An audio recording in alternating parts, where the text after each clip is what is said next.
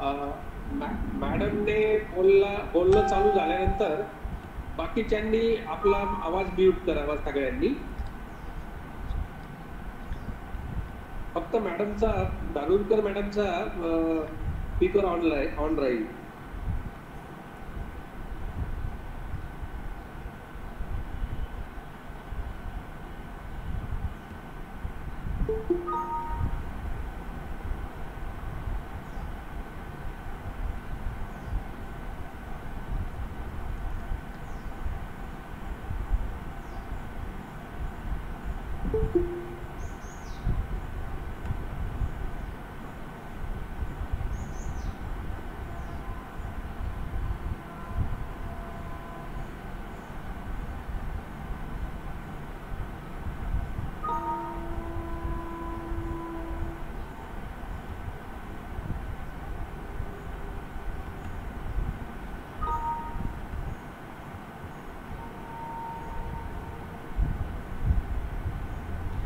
सुरू करूया मॅडम.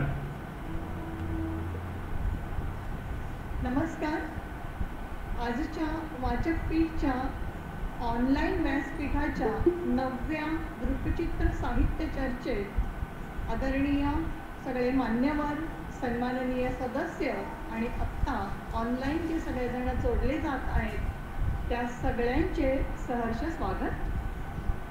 वाचकपीठनी आत्तापर्यंत अनेक काव्यसंग्रहांवर गंभीर आणि अभ्यासपूर्ण चर्चा राबवल्या आहेत. त्या अगदी यशस्वीसुद्धा पार पडल्या आहेत आणि मार्गदर्शकसुद्धा ठरल्या आहेत. वाचकपीठचे श्री चंद्रकांत भोसले सर, त्यानंतर भास्कर निर्मळ सर आणि बाकी सगळे सहकारी, आता सगळ्यांची नावं मी घेत नाही, पण या सगळ्यांनी मिळून हा जो उपक्रम सुरू केलेला आहे गेल्या 9 महिन्यांपासून, 9-10 महिन्यांपासून, तो अगदी खूप छान पद्धतीने दरवेळेला महिन्याच्या पार पडतो.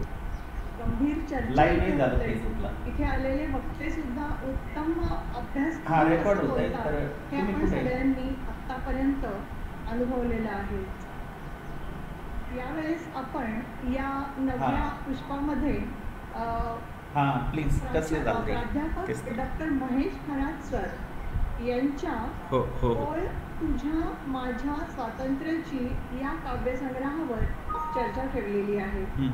आणि या संग्रहावर बोलण्यासाठी आज आपल्याकडे प्राध्यापिका सौ मनीषा रिठे, त्या समीक्षक आहेत, व्याख्याता आहेत, त्यानंतर ज्येष्ठ पत्रकार दत्ता थोरे म्हणून आपल्याला आज लेखक समीक्षक प्राध्यापक डॉक्टर रवींद्र ठाकूर हे भाष्य करणार आहेत या संग्रहावर.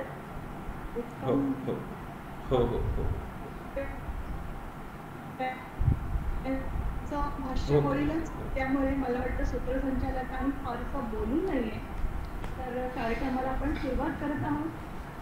गेल्या वर्षी तर सगळं जे वातावरण होतं कोविडचं आणि त्यानंतर सुरू झालेले सगळे आपले ऑनलाईन उपक्रम आणि पुन्हा आपण एकदा त्याच उंबरठ्याशी यावर्षी पुन्हा मार्चमध्ये येऊन शिकलेलो आहोत. एप्रिल महिनाही सुरू झालेला आहे आणि अशी साहित्यिक उपक्रम मला वाटतं कुठेतरी सगळ्यांना दिलासा देणारे आहेत.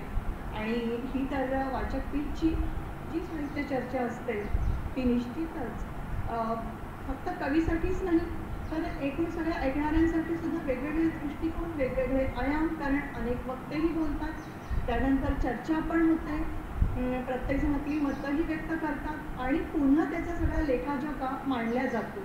हे एक विशेष सुरू केलेलं आहे सरांनी, त्याबद्दल पुन्हा एकदा मी भोसले सरांचे आभार मानते की एका चांगल्या उपक्रमासाठी आज तुम्ही मला इथे सूत्रसंचालनासाठी निमंत्रित केलेलं आहे. तर यानंतर प्राचार्य आणि कवयित्री असणाऱ्या शर्मिला गोसावी मॅडम यांना मी विनंती करते की त्यांनी आपल्या आजच्या मान्यवर कवी, वक्ता, समीक्षक यांचे स्वागत करावे. त्यानंतर प्रास्ताविक आणि मान्यवरांचा परिचय देखील करून द्यावा. तर या पुढची सूत्र मी कवयित्री प्राचार्य शर्मिला मॅडम यांच्याकडे देते.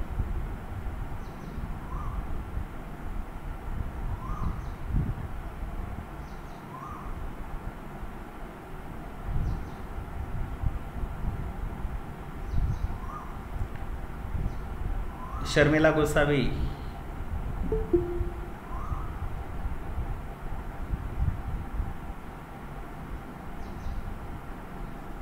गोसावी मॅडम आहेत का?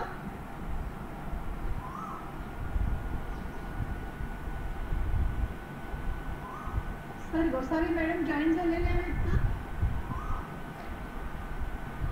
हा गोसावी सुनील गोसावी जॉईन आहेत. बोला सुनील गोसावी बोला.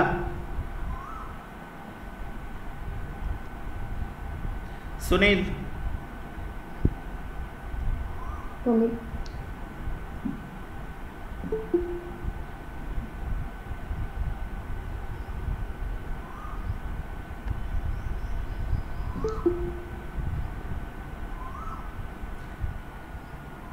सुनील गोसावी आपले विचार मांडा. शर्मिला नसेल तर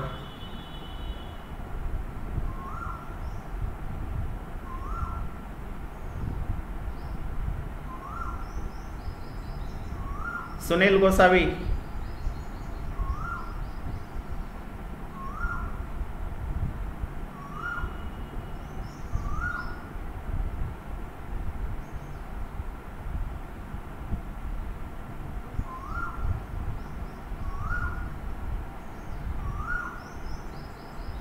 तर प्रास्ताविक इथे अन्य कोणी करू शकेल का? हा सुनील गोसावी आहेत ना. सुनील गोसावी आहेत. ते बोलतायत बहुतेक त्यांचा आवाज आपल्यापर्यंत येत नाही. नाही तर मग भास्कर निर्मळ सरांना सांगूया का प्रास्ताविक करायला? हो त्यांचा आवाज येत नाही आपल्याला. सुनील गोसावींचा भास्कर निर्मळ करतील. ओके भास्कर निर्मळ सर मी तुम्हाला विनंती करते की प्लीज तुम्ही प्रास्ताविक कराल. नमस्कार. गोसावी मॅडम मॅडमकडे आज आपण ही जबाबदारी दिली होती. काहीतरी तांत्रिक दोष दिसतोय. आवाज येतोय माझा? हो येतोय येतोय सर येतोय. माझा व्हिडिओ बंद दिसतोय भोसले. नाही व्हिडिओ चांगला दिसतोय. भोसले सर व्हिडिओ बंद आहे माझा. नाही व्हिडिओ चालू आहे ना. नाही व्हिडिओ दिसत नाहीये निर्मळ सरांचा.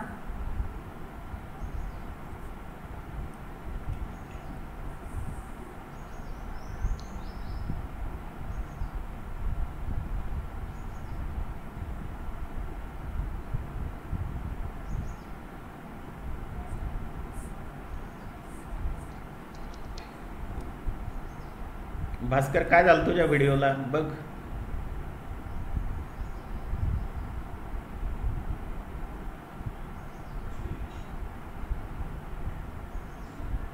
मला वाटतं त्यांचं व्हिडिओचं काम होईपर्यंत मी थोडक्यात महेश खरात सरांबद्दल बोलू का?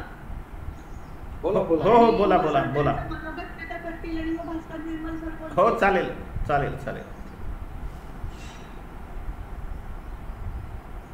खरं तर कवीची ओळख ही त्याच्या कवितेतून होत असते आणि प्राध्यापक डॉक्टर महेश खरात सर हे आपण आत्तापर्यंत समीक्षक म्हणून त्यांना खूप चांगलं ओळखत होतो आणि एक उत्तम समीक्षक एक उत्तम कवी असतो हे सरांनी आपल्याला त्यांच्या पहिल्या काव्यसंग्रहातून दाखवून दिलेलं आहे. सरांची बाकी पार्श्वभूमी मी सगळी बोलत नाही, फक्त कवी म्हणून 2 मिनिटांमध्ये बोलायचा प्रयत्न करते कारण वेळेवर मी हे सगळं बोलते. त्यामुळे सरांचं एकूणच जे कॉलेजचं शिक्षण किंवा शालेय शिक्षण हे सगळं खूप जास्त म्हणजे आपण ज्या विद्यार्थ्यांना हुशार विद्यार्थी असं म्हणतो त्या पद्धतीनं त्यांनी मेडल्स वगैरे मिळवलेले आहेत. सरांचं शिक्षण सगळं कोल्हापूर कॉलेजमध्ये झालेलं आहे आणि एक उत्तम वक्ता म्हणून ते सगळ्यांना माहिती आहे, उत्तम समीक्षक म्हणून माहिती आहेत आणि आता उत्तम कवी म्हणूनही त्यांची ओळख सगळीकडे पसरते आहे. खरं तर आज आपण खरात सरांवरचं हे साहित्य चर्चा ठेवली आहे ओळ तुझ्या माझ्या स्वातंत्र्याची, पण मला वाटतं ह्या संग्रहावर यापूर्वी अनेक लोकांनी लिहिले आहे. म्हणजे वासुदेव मुलांटे सर असतील, रवींद्र ठाकूर सर असतील, त्यानंतर अनेक जणांनी लिहिलेलं आहे.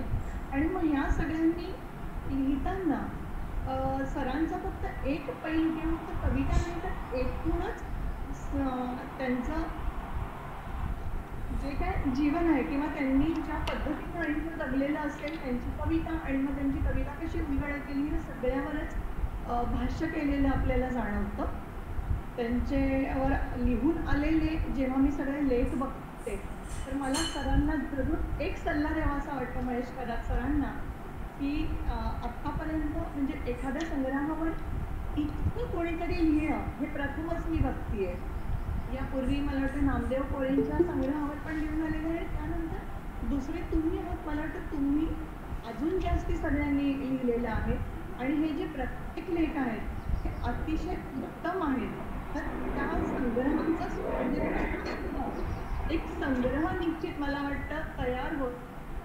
तर तुम्ही त्याच्याकडेही लक्ष द्या आणि बरेच वेळेला जेव्हा या पद्धतीनं समीक्षकीय लेख मांडले जातात मग त्याच्यामध्ये आत्वादक समीक्षा पण असेल,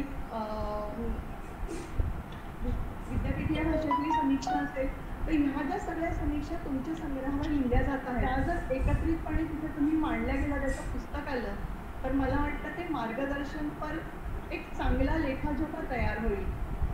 मला मनापासून वाटतं. आणि सामाजिक विषमता ह्या सगळा एक जो अख्खं वर्तमान जे आहे तो सगळा गाभा तुमच्या कवितेमध्ये तुम्ही पकडलेला जाणवतो. या 2 ओळीमध्ये तुमच्या कवितेची पकडलेली माझ्यात काय आणि तुझ्यात काय दोघांनाही असली पाहिजे एक दुधाची साय नाहीतर बघ तू तुपाशी आणि मी उपाशी ते थांबायला हवे तुझे माझे नाते लांबायला हवे. अतिशय छान पद्धतीनं सोप्या पद्धतीनं एक अशी ती कविता आपल्यातही उलगडत जाते. तर मला वाटतं आता निर्मळ सर तुम्ही बोलताय का महेश कराड सरांना सांगू? नाही काही हरकत नाहीये. शर्मिला गोसावी मॅडम आल्यात त्या एकदा जस्ट 1-2 मिनिटासाठी विचारूया. गोसावी मॅडम बोला. हॅलो शर्मिला गोसावी. तर त्या आलेल्या नाही बहुतेक. तर भास्कर बोलून तूच बोल आता. ओके. मित्रांनो आपण आज ओळ तुझ्या माझ्या स्वातंत्र्याची हा कविता संग्रह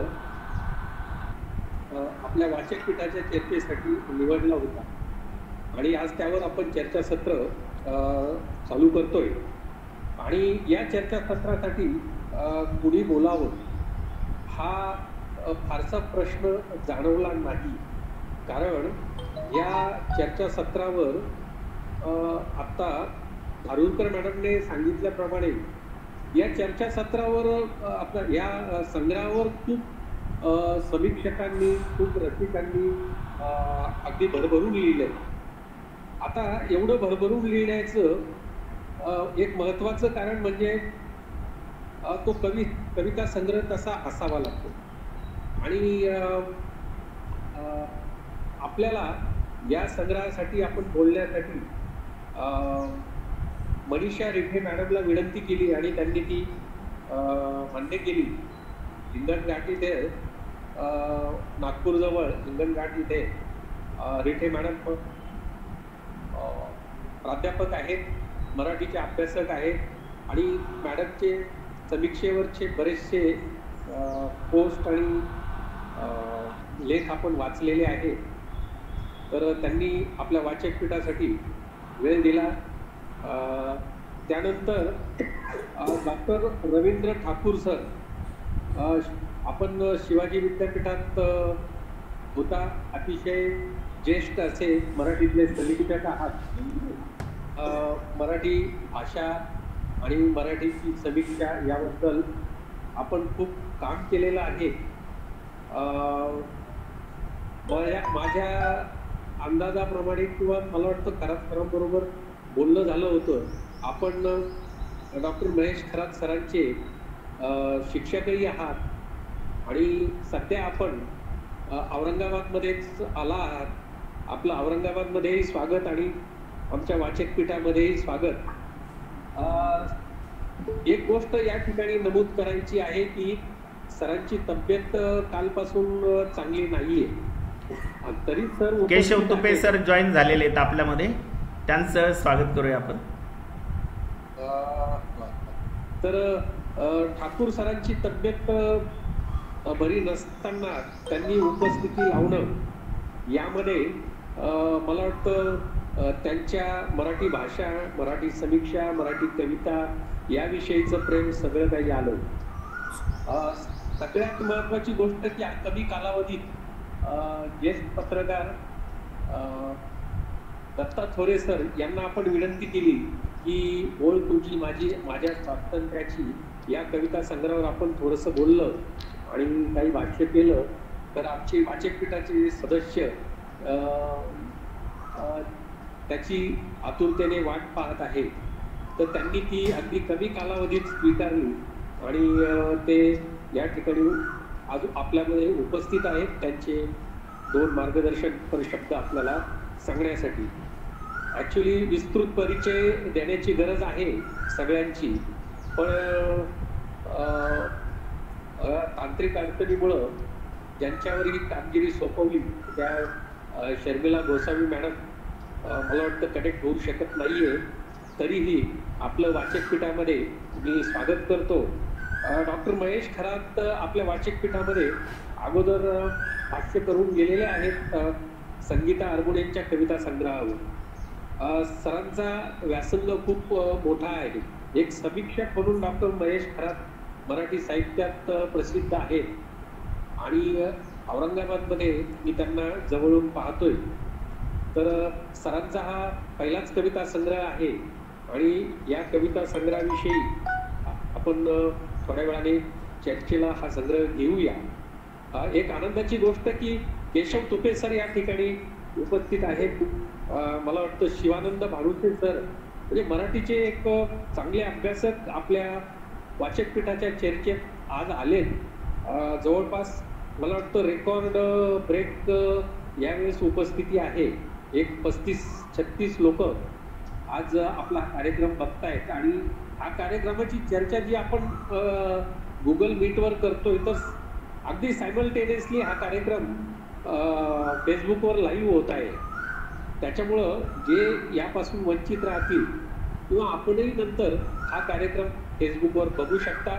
मी पुन्हा एकदा सगळ्यांचं कवी डॉक्टर महेश खरात, प्राध्यापक मनीषा रिठे,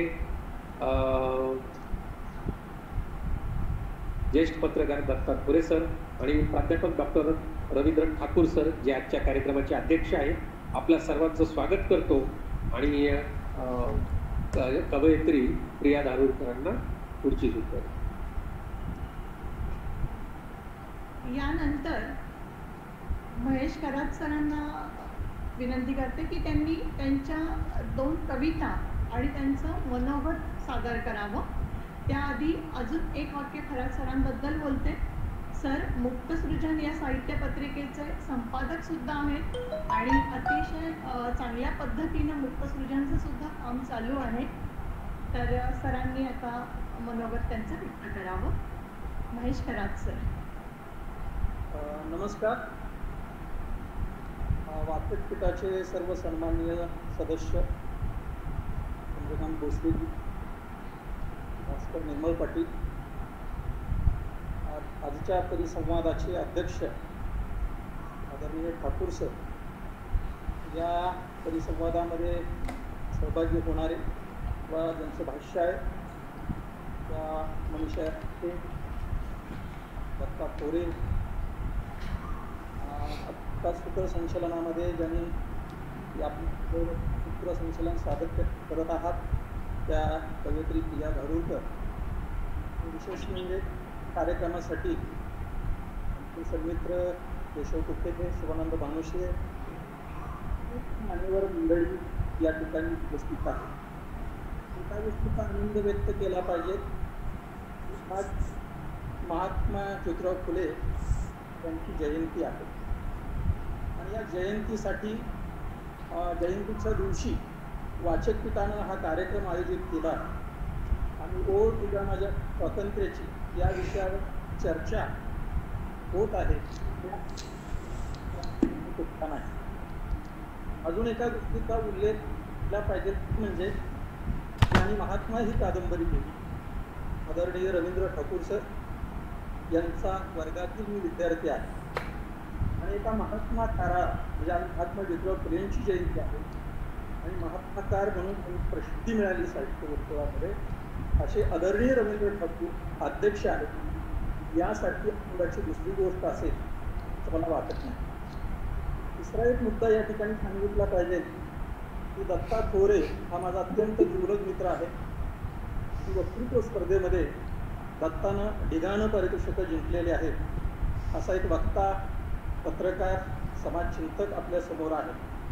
नव्या अभ्यासक म्हणून समोर आलेल्या मनीषा रिठ्ठे मॅडम त्या ठिकाणी आपल्या समोर आहेत आणि अशा वेळी ओढ तुझ्या स्वातंत्र्याची त्या माझ्या काव्यसंग्रहावर भास्कर निर्मळ पाटील आणि त्यांच्या सगळ्या टीमनी जी चर्चा घडवून आणली त्याबद्दल त्यांची कृतज्ञता व्यक्त करतो. आज ऑनलाईन चर्चासत्रामध्ये जे सहभागी झाले, जे काही मित्र आहेत त्या सर्वांच्या प्रती आदरभाव व्यक्त करतो आणि या कवितेच्या संदर्भात अधिक न बोलता अरोकर मॅडम म्हटले होते की त्यांच्या कवितेतूनच ते गोष्ट झाली पाहिजे. या कवितेवर नजीकच्या 1-4 महिन्यामध्येच आत्तापर्यंत 25-26 लेख प्रकाशित झालेले आहेत. ही गोष्ट मला तुम्हाला सांगायची आहे.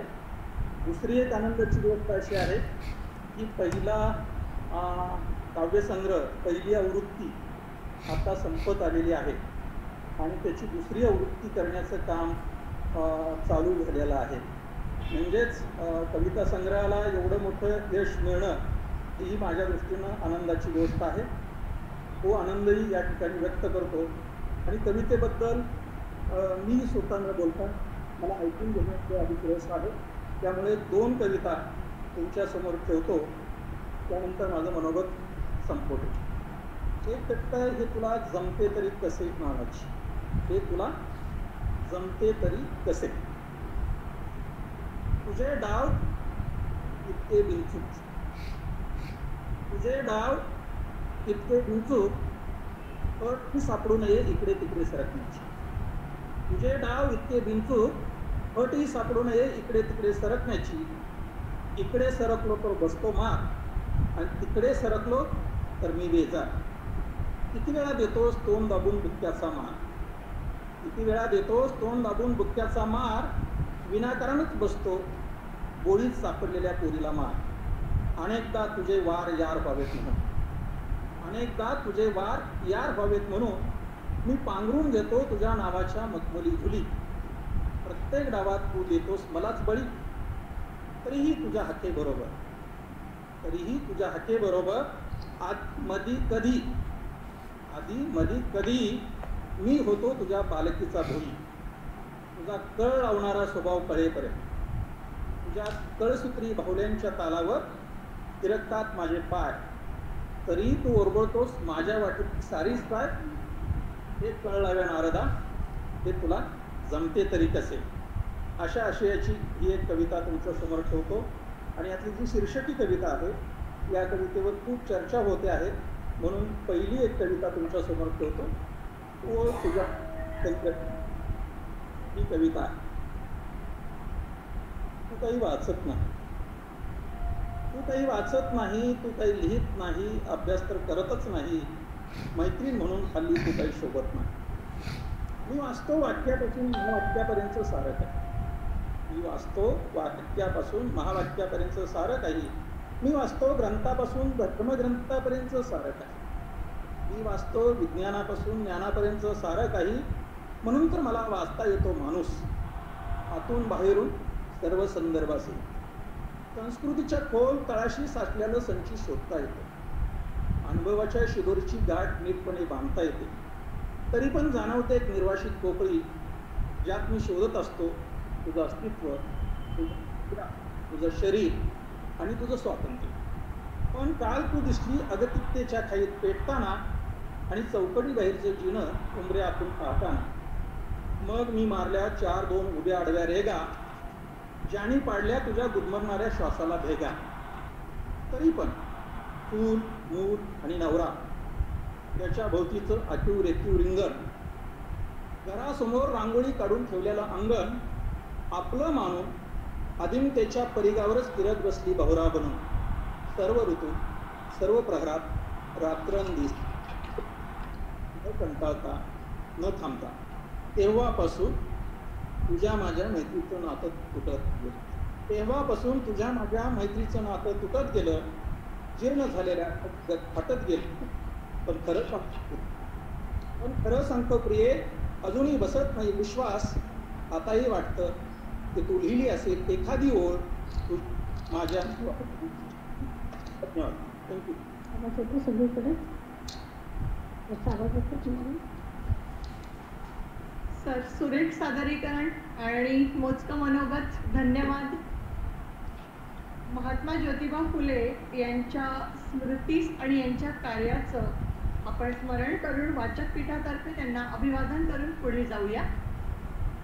यानंतर प्राध्यापिका मनीषा रिठे मॅडम यांना आपण ऐकूया. रिठे मॅडम. कुणाला बोलायचंय का अगोदर? कोणाला बोलायचं आहे का? रिठे मॅडमच्या आधी कोणी बोलण्यासाठी इच्छुक आहे का?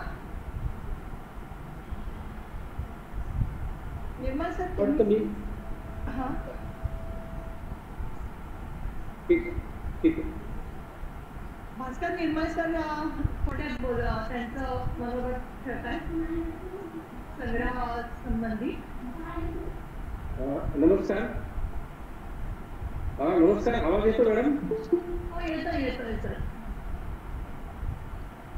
नमस्कार मित्रांनो, एक 2-3 मिनिटात माझी आपल्या वाचक पीठाची भूमिका, हा संग्रह आपण का निवडला ठेवतो आणि नंतर आपण आपल्या प्रमुख वक्त्यांना या ठिकाणी निमंत्रित करूया आणि त्यांचं भाषण आपण ऐकूया.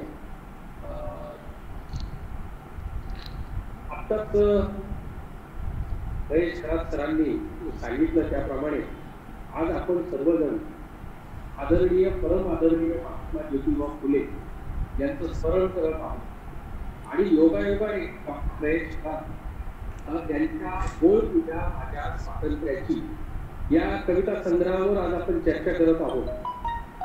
खरंच हा फार मोठा योगायोग आहे आणि हा जुळून आलेला योगायोग आहे.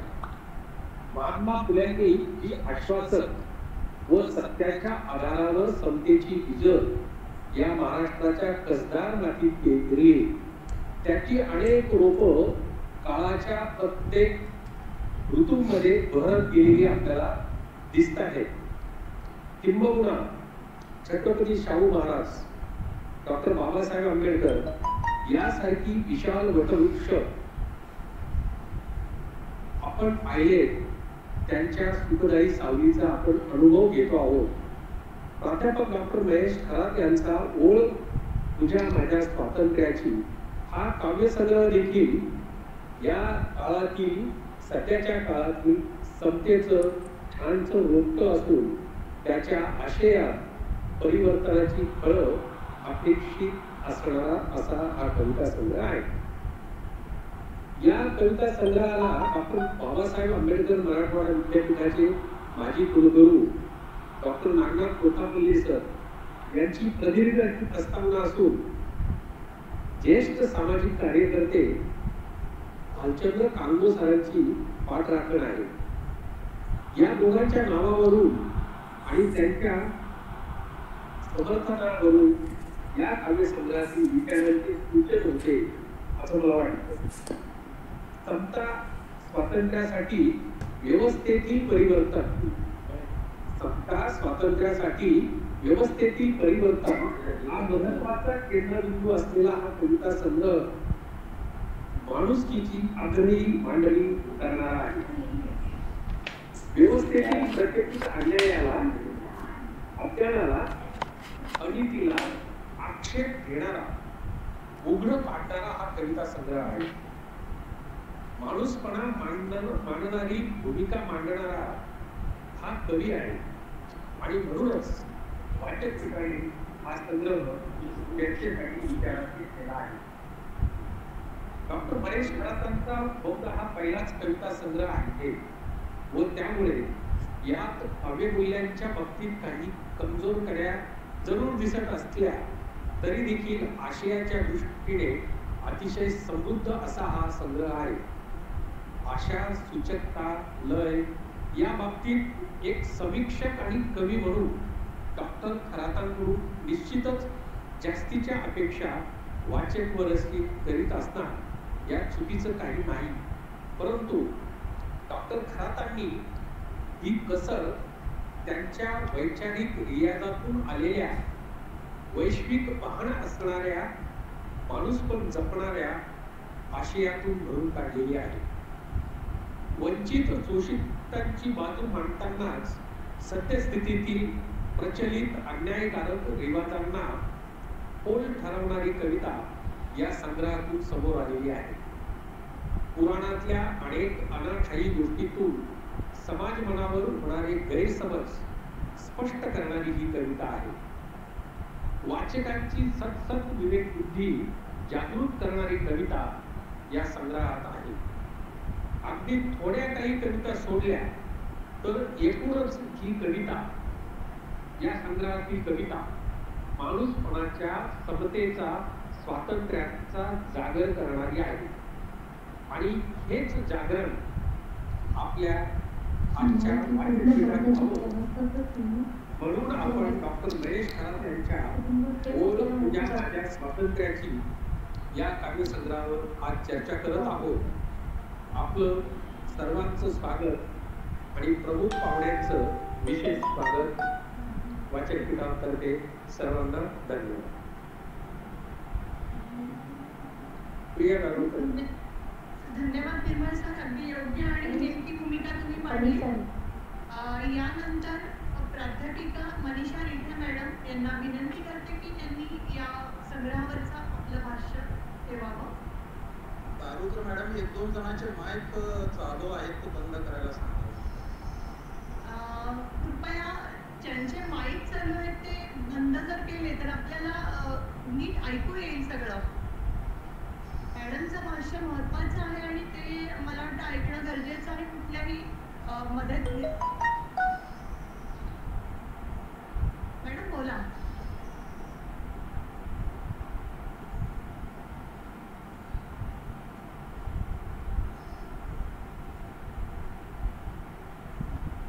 आवाज येतोय माझा सर्वांना? हो येतोय. येतोय बोला मॅडम. नमस्कार. स्त्रीरक्षक धर्मवीर राजे छत्रपती संभाजी महाराज यांना मानाचा मुजरा. यासोबतच क्रांतिज्योती महात्मा ज्योतिबा फुले यांच्या पावन स्मृती एका कवींच्या ओळींनी मी अभिवादन करते. प्रिय महात्मा, या देशात क्रांतिकारकांचा पराभव होत आला आहे. प्रिय महात्मा, या देशात क्रांतिकारकांचा पराभव होत आला आहे. क्रांतीच्या प्रवाहाची मोडतोड झाली आहे. मग तू त्याला अपवाद कसा काय राहिलास? कारण तू एवढा महान होता की या अडाणी समाजाला अजून पचला नाही. त्याला पचण्यासाठी अजूनही काही पिढ्यांचे समर्पण आवश्यक आहे.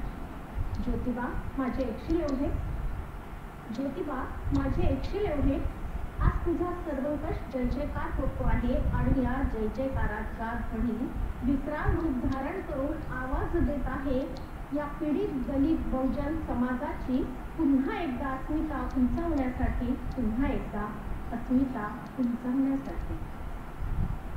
आणि आमचे कवी डॉक्टर महेश खरात असे म्हणतात, माय पुन्हा एकदा ये, माय पुन्हा एकदा ये, सत्यवानाची नव्हे ज्योतिबाची सावित्री बनून. माय पुन्हा एकदा ये, सत्यवानाची नव्हे ज्योतिबाची सावित्री बनून. तीच इथल्या बांध झालेल्या मातीत क्रांतीच्या बिया खडकाचे अभेद्य कवच फोडून वर येऊ दे खळखळ वाहणारा झरा. तशी माय एक सावित्रीचा वारसा बनून, सावित्री बनूनच तशी माय एक. नमस्कार रसिक मित्रांनो, मी मनीषा रेठे.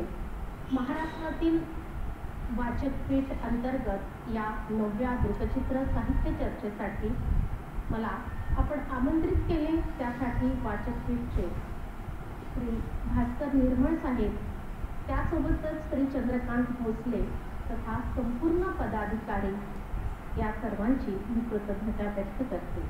खरं म्हणजे कोरोनाच्या काळातही साहित्याची खरी सेवा, अखंड अविरत सेवा आपण अशा पद्धतीने का होईना परंतु चालू ठेवली. प्रत्येक येणारं महाराष्ट्रातलं चांगलं पुस्तक त्याला दर्जेदार वाचक मिळाला पाहिजे, वाचकांपर्यंत ते पोहोचलं पाहिजे, हा इतका मोठा व्यापक हेतू ठेवून आपण हा उपक्रम राबवित आहात. खरं म्हणजे यासाठी माझ्याकडे शब्द नाही. उत्कृष्ट संचालनकर्त्या प्रिया भारूडकर यासोबतच या कार्यक्रमाला आवर्जून उपस्थित, या कोरोनाच्या पार्श्वभूमीतही आवर्जून उपस्थित असे या कार्यक्रमाचे अध्यक्ष डॉक्टर रवींद्र ठाकूर सर, त्यांना ऐकण्याचा आज खरं म्हणजे दुग्ध शर्करा योग आलेला आहे. यासोबतच सोलापूर येथील ज्येष्ठ पत्रकार माननीय दत्ता मोरे सर, श्री दादा नन्नवरे यांचे देखील मी मनापासून आभार मानते, यांच्याबद्दल मी कृतज्ञता व्यक्त करते. तसेच या ज्यांच्या काव्यसंग्रहावर आज आपण चर्चा करतो आहोत ते डॉक्टर महेश खरात व तुझ्या माझ्या स्वातंत्र्याची हा काव्यसंग्रह ज्यांनी आपल्याला आज चर्चेला दिलेला आहे, यांच्याबद्दलही मी कृतज्ञता, विनयपूर्वक अगदी कृतज्ञता व्यक्त करते. तसेच गुगल मीटद्वारे मला पाहत असणारे, ऐकणारे महाराष्ट्राच्या कानाकोपऱ्यातील तमाम रसिक, अभ्यासक यांच्याबद्दल देखील मी कृतज्ञता व्यक्त करते आणि या काव्यसंग्रहावर भाष्य करण्याला सुरुवात करते.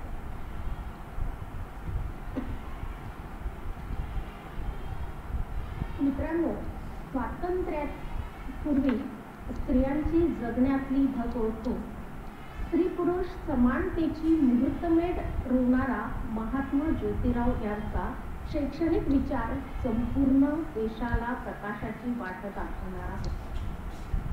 स्त्रीदेहाच्या नैसर्गिक वेदना समजून घेऊन स्त्रियांसाठी झटणारा त्यांचा सामाजिक विचार विद्रोही होता. पण आज भारताला स्वातंत्र्य मिळून 74 वर्ष झाली. घटना आणि स्वातंत्र्य, समता मिळून अनेक वर्षाच्या प्रदीर्घ प्रवासानंतर ओळ तुझ्या माझ्या स्वातंत्र्याची यावी, हे खरं म्हणजे आजच्या आंतरजालीय युगात आश्चर्याची बाब. या काव्यसंग्रहामध्ये अनेक विषयांची पायाभरणी झालेली आहे. अनेक मान्यवर साहित्यिक व विचारवंत समीक्षक यांनी यापूर्वी त्याची जी दखल घेतलेली आहे तेही आपल्या सर्वांना माहिती आहे. आणि वृत्तपत्रातून सातत्याने या काव्यसंग्रहावर संपूर्ण महाराष्ट्रात एकाच वेळी चर्चा सुरू झाली आणि सर्वांना कुतूहलाचा विषय म्हणजे ओळ तुझ्या माझ्या स्वातंत्र्याची ठरली. असे असले तरीही मी एका विशिष्ट भूमिकेतून या काव्यसंग्रहावर प्रकाश टाकत आहे की या काव्यसंग्रहाने या ग्लोबलायझेशनच्या काळातही, आजच्या काळातही स्त्री वास्तवाचे लाजिरवाणे गुरखे कसे टराटरा फाडले आणि खऱ्या अर्थाने डॉक्टर महेश खरात यांची लेखणी, अस्वस्थ भावनेने आलेली लेखणी ही ओळ तुझ्या माझ्या स्वातंत्र्याची कशी ठरली. या ठिकाणी प्रत्यक्षाने अशा ओळी, अशा बाबी ज्या वेळेला दिसतात त्यावेळेला आठवण होते ती राष्ट्रसंतांच्या विचारांची.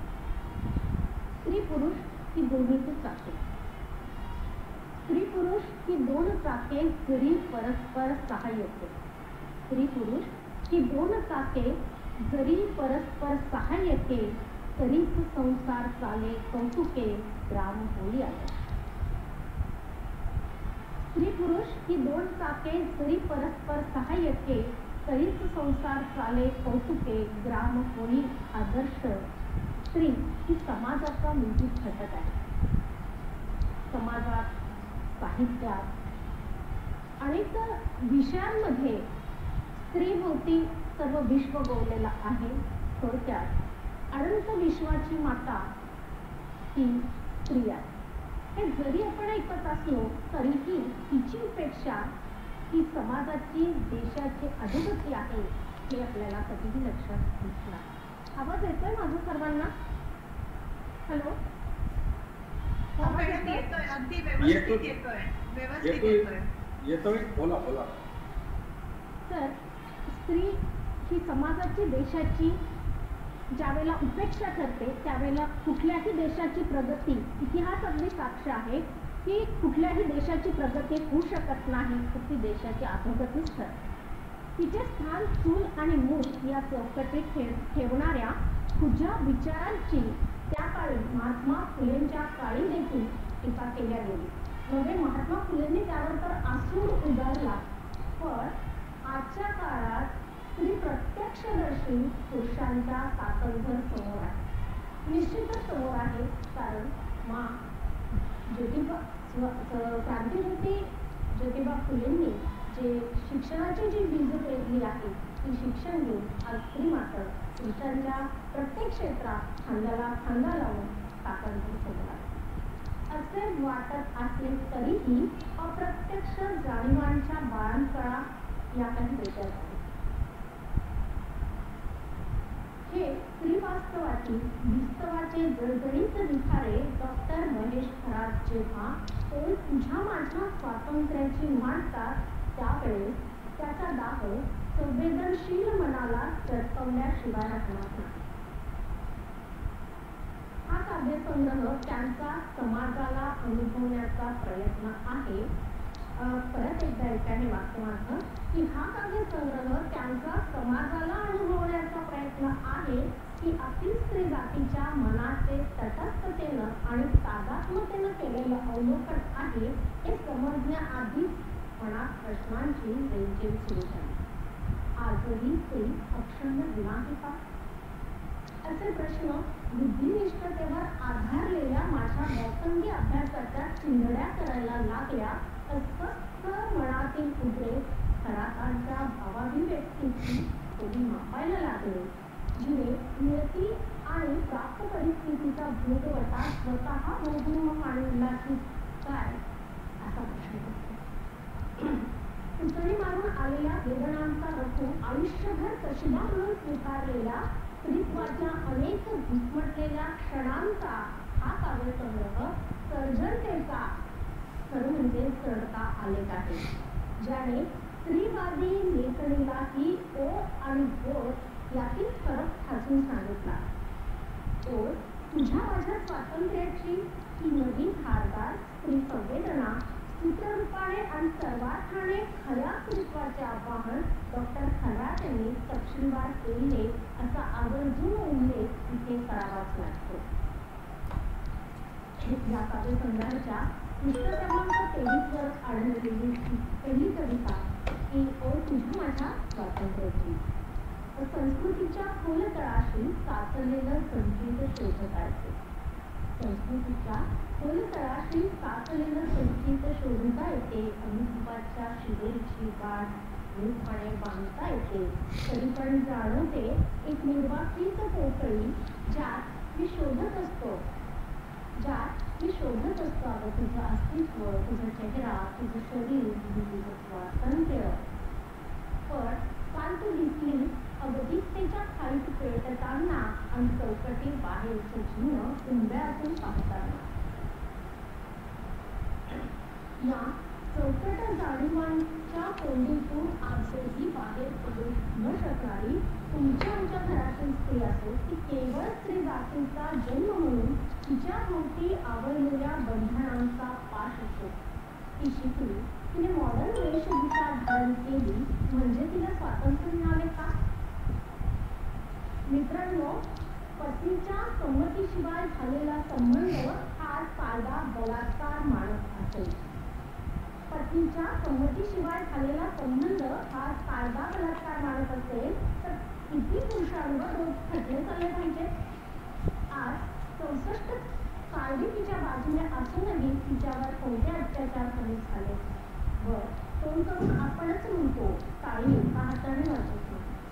म्हणून त्यापेक्षा आमच्या जनाई, त्या काळची आमची जनाई माझ्यासाठी सर्वश्रेष्ठ ठरते की सामाजिक बंडासाठी ती पेटून उठली जाहीररित्या, अगदी खुलेआमपणाने ती कितकीच समोर निर्भीडपणे म्हणते की समाजाने मला बेसवा हा शब्द लक्षात घ्या की त्या काळच्या जनाईच्या त्या ओळींमध्ये येतो की मला बेसवा म्हटलं तरीही कोणी चालेल, पण मी हाती जो बंडाचा झेंडा घेतलेला आहे तो सोडणार नाही. डोळीचा पदर आला खांद्यावरी भरल्या बाजारी जाईल म्हणून. लोकांनी मला कुशाल व्यभिचारही ठरवले तरी चालेल, पण व्यवस्थेविरुद्ध बंड करणारी आमच्या जनाईची लेखणी निर्भर मुक्ततेसाठी चिपळ करणारी होती आणि याच मुक्ततेसाठी डॉक्टर खरात्यांच्या लेखणीची धडपड चालू आहे. लक्षात घ्या की लग्नाआधी अत्यंत हुशार, अचूक, चाणक्य, सामर्थ्यवान मुली लग्नानंतर कुठे जातात? सर्वसामान्य मुली ह्या सर्व घरामध्ये, प्रत्येकाच्या घरामध्ये मुली आहेत. मग या मुली ज्या वेळेला खूप चांगल्या पद्धतीने आपण त्यांना ठेवतो, राहतो, वागतो, बोलतो त्यांच्यासोबत, ही सर्व पार्श्वभूमी असलेल्या मुली एकंदरीत भलं मोठं काय म्हणू आपण त्याला बौद्धिक सामर्थ्य असलेल्या मुली लग्नानंतर कुठल्या जगाच्या काळ्या अंधारात घडत होतात हे कळत नाही. याच आशयाची मला आठवते की 92व्या अखिल भारतीय साहित्य संमेलनाच्या अध्यक्षा डॉक्टर अरुणाताई ढेरे यांची त्यांच्या याच आशयाच्या या कवितेशी साधर्म्य साधणाऱ्या, जिथे डॉक्टर खरात असं म्हणतात की चूल, मूल आणि नवरा त्यांच्या भोवती आखीव रेखीव रिंगण, चूल, मूल आणि नवरा त्यांच्या भोवती आखीव रेखीव रिंगण, घरासमोर रांगोळी काढून ठेवलेलं अंगण आपलं मानून अजिंठ्याच्या परिघावरच फिरत बसली घोडा म्हणून सर्व ऋतू सर्व प्रहरात रात्रंदिवस लखकता भक्तांनी टाळता. या ठिकाणी संपूर्ण व्यवस्थेला प्रश्न विचारणारी ही डॉक्टर खरातांची कविता डॉक्टर अरुणा ढेरे यांच्या कवितेची आठवण करून देणारी आहे. मित्रांनो, साधर्म्य साधनाची आहे की भर उंच उडवलेल्या सागर गोट्यांभोवती, भर उंच उडवलेल्या सागर गोट्यांभोवती आनंद गतीचा बेभान कल्लोळ, भर उंच उडवलेल्या सागर गोट्यांभोवती आनंद गतीचा बेभान कल्लोळ, खाली निशंक आत्मविश्वासाने पसरलेली लहान शिरोंजळ आणि मध्ये उत्सुक डोळे, अंदाज चेहऱ्यावर अभिमानी साधेपणाचा भडास, पण या दृष्टाला असतो का कुठे भविष्यकाळ, पण या दृष्टाला असतो का कुठे भविष्यकाळ. जो आत्मविश्वास, जो अचूकपणा, जो चाणक्षपणा आपल्या मुलींमध्ये आहे तो लग्नानंतर जातो कुठे? तर या व्यवस्थेला हा प्रश्न विचारणारी ही डॉक्टर खरातांची कविता म्हणजे फार कौतुकास्पद आहे आणि अतिशय समाजाचं सूक्ष्म अवलोकन दर्शवणारी आहे की तेव्हापासून तुझ्या माझ्या मैत्रीचं नातं तुटत गेलं, जीर्ण झालेल्या धाग्यात फाटत गेलं, पण खरंच नको केले अजूनही तुझा विश्वास. तुझ्या माझ्या मैत्रीचं नातं तुटत गेलं, जीर्ण झालेल्या धाग्यात फाटत गेलं, पण खरंच अंक केले अजूनही बसत नाही विश्वास. आताही वाटतं तू लिहिली असेल एखादी ओळ, तू लिहिली असेल एखादी ओळ तुझ्या माझ्या वाढवायची. मित्रांनो, मुलगी म्हटली की हल्ली घराचं जे वातावरण आहे समाजातलं ते देखील कवीने अत्यंत सरळ शब्दामध्ये आपल्या या पुस्तकामध्ये, या काव्यामध्ये इतक्या कौशल्याने गुंतलं आहे की प्रत्येक ठिकाणी जणू काही त्यांच्या संवेदना या एखाद्या स्त्रीच्या संवेदना आहे की काय असं देखील आपल्याला बऱ्याचदा वाटून जातं. आजची हीच परिस्थिती उंबऱ्याबाहेर नृत्य शोधणाऱ्या समाजाचं भय म्हणून तिनं उंबऱ्याआड राहावं, तिचे स्वातंत्र्य व्यवस्था पचवूच शकत नाही म्हणून तिने उंबऱ्यातच राहणं ही समाजाची मर्यादा बनावी. प्रश्न आधीच्या काळाचा नाही, प्रश्न आधीच्या काळाचा नाहीच, कारण आधीचा काळ तसा होता. पण आज आपण जर सुशिक्षित झालेलं म्हणतो तरीही आजही आपल्या घरातल्या आई बहिणींवर, मुलींवर आजही त्या घराच्या बाहेर पडताना आपल्याला मनामध्ये भय हे मात्र कायम आहे, किंबहुना अधिक आहे. तर प्रश्न आधीच्या काळाचा नाही तर आजच्या काळाचा अधिक आहे. अर्थार्जन करणारी स्त्री असेल किंवा प्रशासकीय सेवेतील स्त्री असेल, खरं म्हणजे ती स्वतंत्र आहे का? आहे ती स्वतंत्र? पुरुषांचं जे स्वतंत्र आहे ती स्वतंत्र अनुभवू शकते का? की उदराचा आणि पदराचा संदर्भ होऊन आजही तिची आळीवेळी गुपचूपच आहे. या शोकांतिकेचा जीवन संदर्भ आणि वैचारिक प्रवाहाचा नवा बेमालूम परिचय करून देताना डॉक्टर खरात यांनी मूल्यांच्या उन्मूलनाची जाणीवही ठेवतपणे मांडली. घटनेतून आणि समाजातून मानवी मूल्यांचे, स्वातंत्र्याचे, समतेचे अधिष्ठान कसे नाहीसे झाले याचा पोकळ अनुभव त्यांनी आपल्या गंभीर आशयातून मांडला. मानवतावादी आणि समाजवादी मूलचिंतनाचा स्रोत असलेल्या खरातांच्या लेखणीला स्पष्टपणे भूमिका आहे आणि ती भूमिका स्त्रीवादी आहे. निश्चितपणे ठामपणे अगदी आपण सांगू शकतो. वर्तमान स्थितीला, स्त्री व्यवहाराला अनुलक्षण भावनात्मकतेचा महत्त्वपूर्ण बदल खरातांच्या काव्याच्या मुळाशी आहे. खाजवलेल्या प्रगतीचे, विकासाचे अवलंबर, बुद्धिनिष्ठतेचा नागडेपणा, स्त्रीत्वाच्या अनेक रूपातील आंधळी संज्ञा संबंधित स्त्रीत्वाच्या तणावणाची पावलोपावली होणारी वाताहात व्यापक जाणीवेने मांडणारा काव्यसंग्रह म्हणजे तुझ्या माझ्या स्वातंत्र्याची आहे. यातील परत काय नावाची एक कविता आहे त्या काव्यसंग्रहामध्ये. त्यात काल रात्री पुण्याच्या बाजारपेठेत गेलो होतो. काल रात्री पुण्याच्या बाजारपेठेत गेलो होतो. शरीर बुद्धीच्या वस्तीबद्दल बरंच काही ऐकून होतं. झटपट कपडे, अधिक श्वास, संसाराचा मधील वास. मित्रांनो, मी विचार करीत आहे, तुम्ही विचार करणार काय? मित्रांनो, मी विचार करणार आहे, तुम्ही विचार करणार काय? आणि पुण्यातल्या बुधवारपेठेतील तरुणीमध्ये फरक काय, फरक काय, फरक काय? पृष्ठ क्रमांक 40 कविता फरक काय नावाची. वेश्यावस्तीवर, त्यांच्या जीवनावर लिखाण असणारी अनेक पुस्तके, अनेक काव्य आहेत. पण फरक काय म्हणण्याचे धाडस डॉक्टर खरातांनी केले हे विशेष. श्रीदेहाचा आजवर पुराण अध्यात्म शीलतेच्या नावाखाली ऐकून न आलेला आजवरचा आवाज डॉक्टर खरातांच्या लेखणीने स्पष्ट ऐकवला याचा खास अभिमान वाटतो. अंधश्रद्धा, वेश्यावृत्ती, व्यवस्था, वेश्या, पुनरुद्धार असे अनेक स्त्री प्रश्न कालगतीतून मांडणाऱ्या या काव्यसंग्रहाने पिढ्यानपिढ्यापासूनचे अनेक निरुत्तरित प्रश्नांचे उत्तरे मागितली आहेत. स्त्री वास्तवाची सुगंधी स्थिती दिसताना तिच्या चिरेबंद जखमांचे सर्जन डॉक्टर खरात यांनी काव्यसंग्रहाच्या माध्यमाने केले. सरबत कसे ऑलिव्ह वेल म्हणता झिजून गेलेल्या स्त्रीदेहाची अदाकारी अनुभूतीच्या आविष्कारातून डॉक्टर महेश खरात यांनी लक्ष केंद्रित करण्याचा प्रयत्न केला.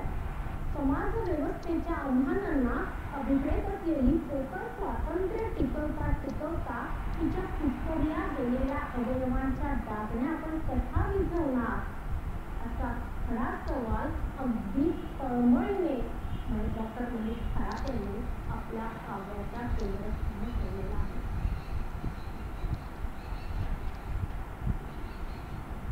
वारंवार होणाऱ्या कुठलीही स्त्री असतो की जन्मापासून अगदी तर मृत अवस्थेपर्यंत स्त्रीच्या विविध अवस्था, या विविध अवस्थेतून व्यवस्था आणि तिचा होणारा जो काही मेळ आहे या व्यवस्थे अंतर्गत तिला काही जे काही आलेले प्रसंग आहे त्यानुसार वारंवार होणाऱ्या या तिच्या तणामनाच्या खुणाला घरदार, ऑफिस, वावर, मारहाण, 4 दिवसी अवकाश हे काय साक्षी आहे.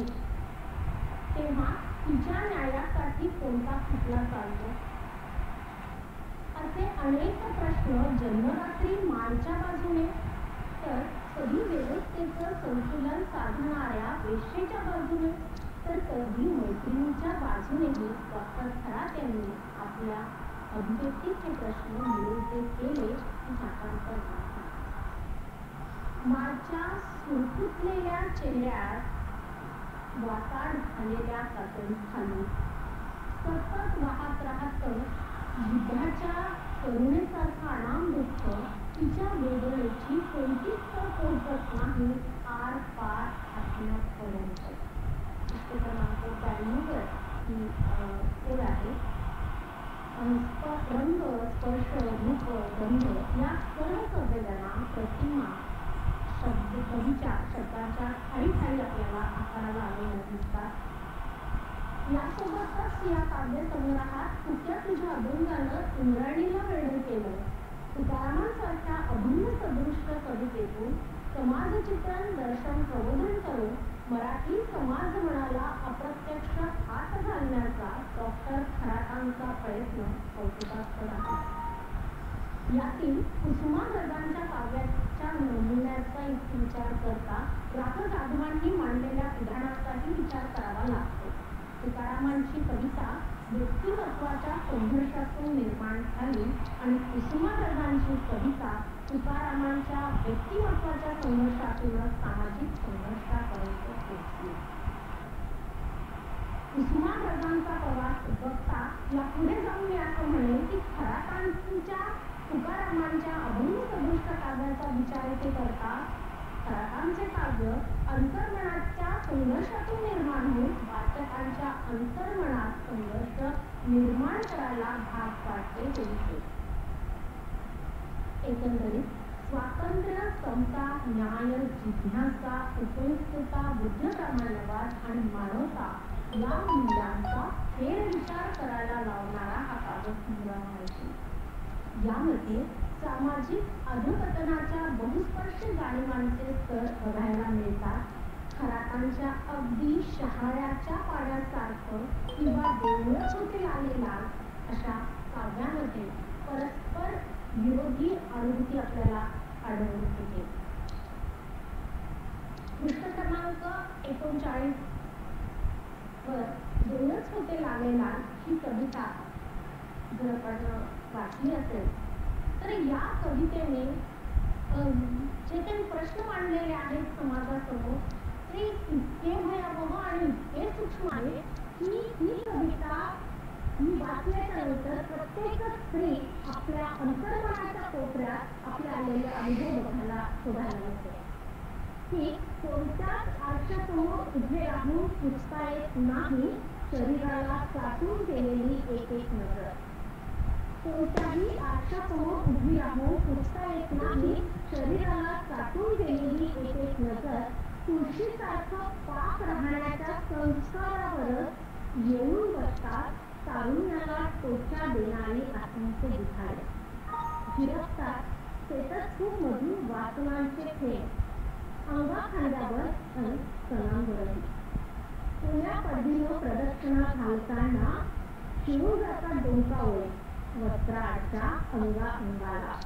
देवीची होते लाही लाही मोरीपूर पाणी पाही शिवचे झाले बालंबार. देवच होते लालेला देवच होते लालेदार. अशा सौंदर्य परस्पर विरोधी सौंदर्याच्या प्रेरणा शहाळ्याच्या पाण्यासारखं किंवा देवच कुठे लालेला या काव्यामध्ये सौंदर्यानुभवातच परस्पर विरोधी प्रेरणा आहे.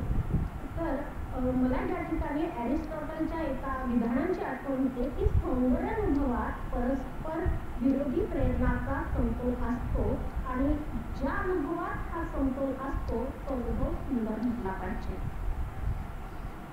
अखिल भारतीय प्रगतिशील लेखक संघाच्या व्यासपीठावरून अध्यक्ष म्हणून बोलताना प्रेमचंद मुंशी अगदी महत्त्वाचा मुद्दा मांडतात. ते म्हणतात शेतीवर काम करून घामाघूम झालेल्या स्त्रीला आपल्या मुलाला बांधावर झोपवताना बघणे हा खरा सौंदर्यानुभव आहे. तुमच्या मते सौंदर्य सृष्टीचा विचार विस्तार केला तर सुंदर स्त्रीमध्ये दिसण्यापेक्षा कष्टकरी महिलेच्या सुकलेल्या ओठांमध्ये किंवा तिच्या गालावर सुकून गेलेल्या अश्रूंच्या ओघळांमध्ये दिसले पाहिजे. हाच खऱ्या अर्थाने मराठी साहित्याच्या विस्ताराचा परीघ आहे. रंजन आणि अंजनांमध्ये असणारी वास्तवाची खोली महत्वाची. परंतु अगदी अभिमानाने सांगावंसं वाटतं की मराठी साहित्यामध्ये नव्यानेच प्रस्थापित झालेला तो तुझ्या माझ्या स्वातंत्र्याची या काव्यसंग्रहाने ही जी मधली स्थिती आहे वास्तवाची ती मात्र भिनाटपणे मांडलेली आहे. हे विधान एकसंध आहे कारण यात संवेदना आणि जिवंतपूर्ण संबंध हा तारून सुलाखून आलेला आहे.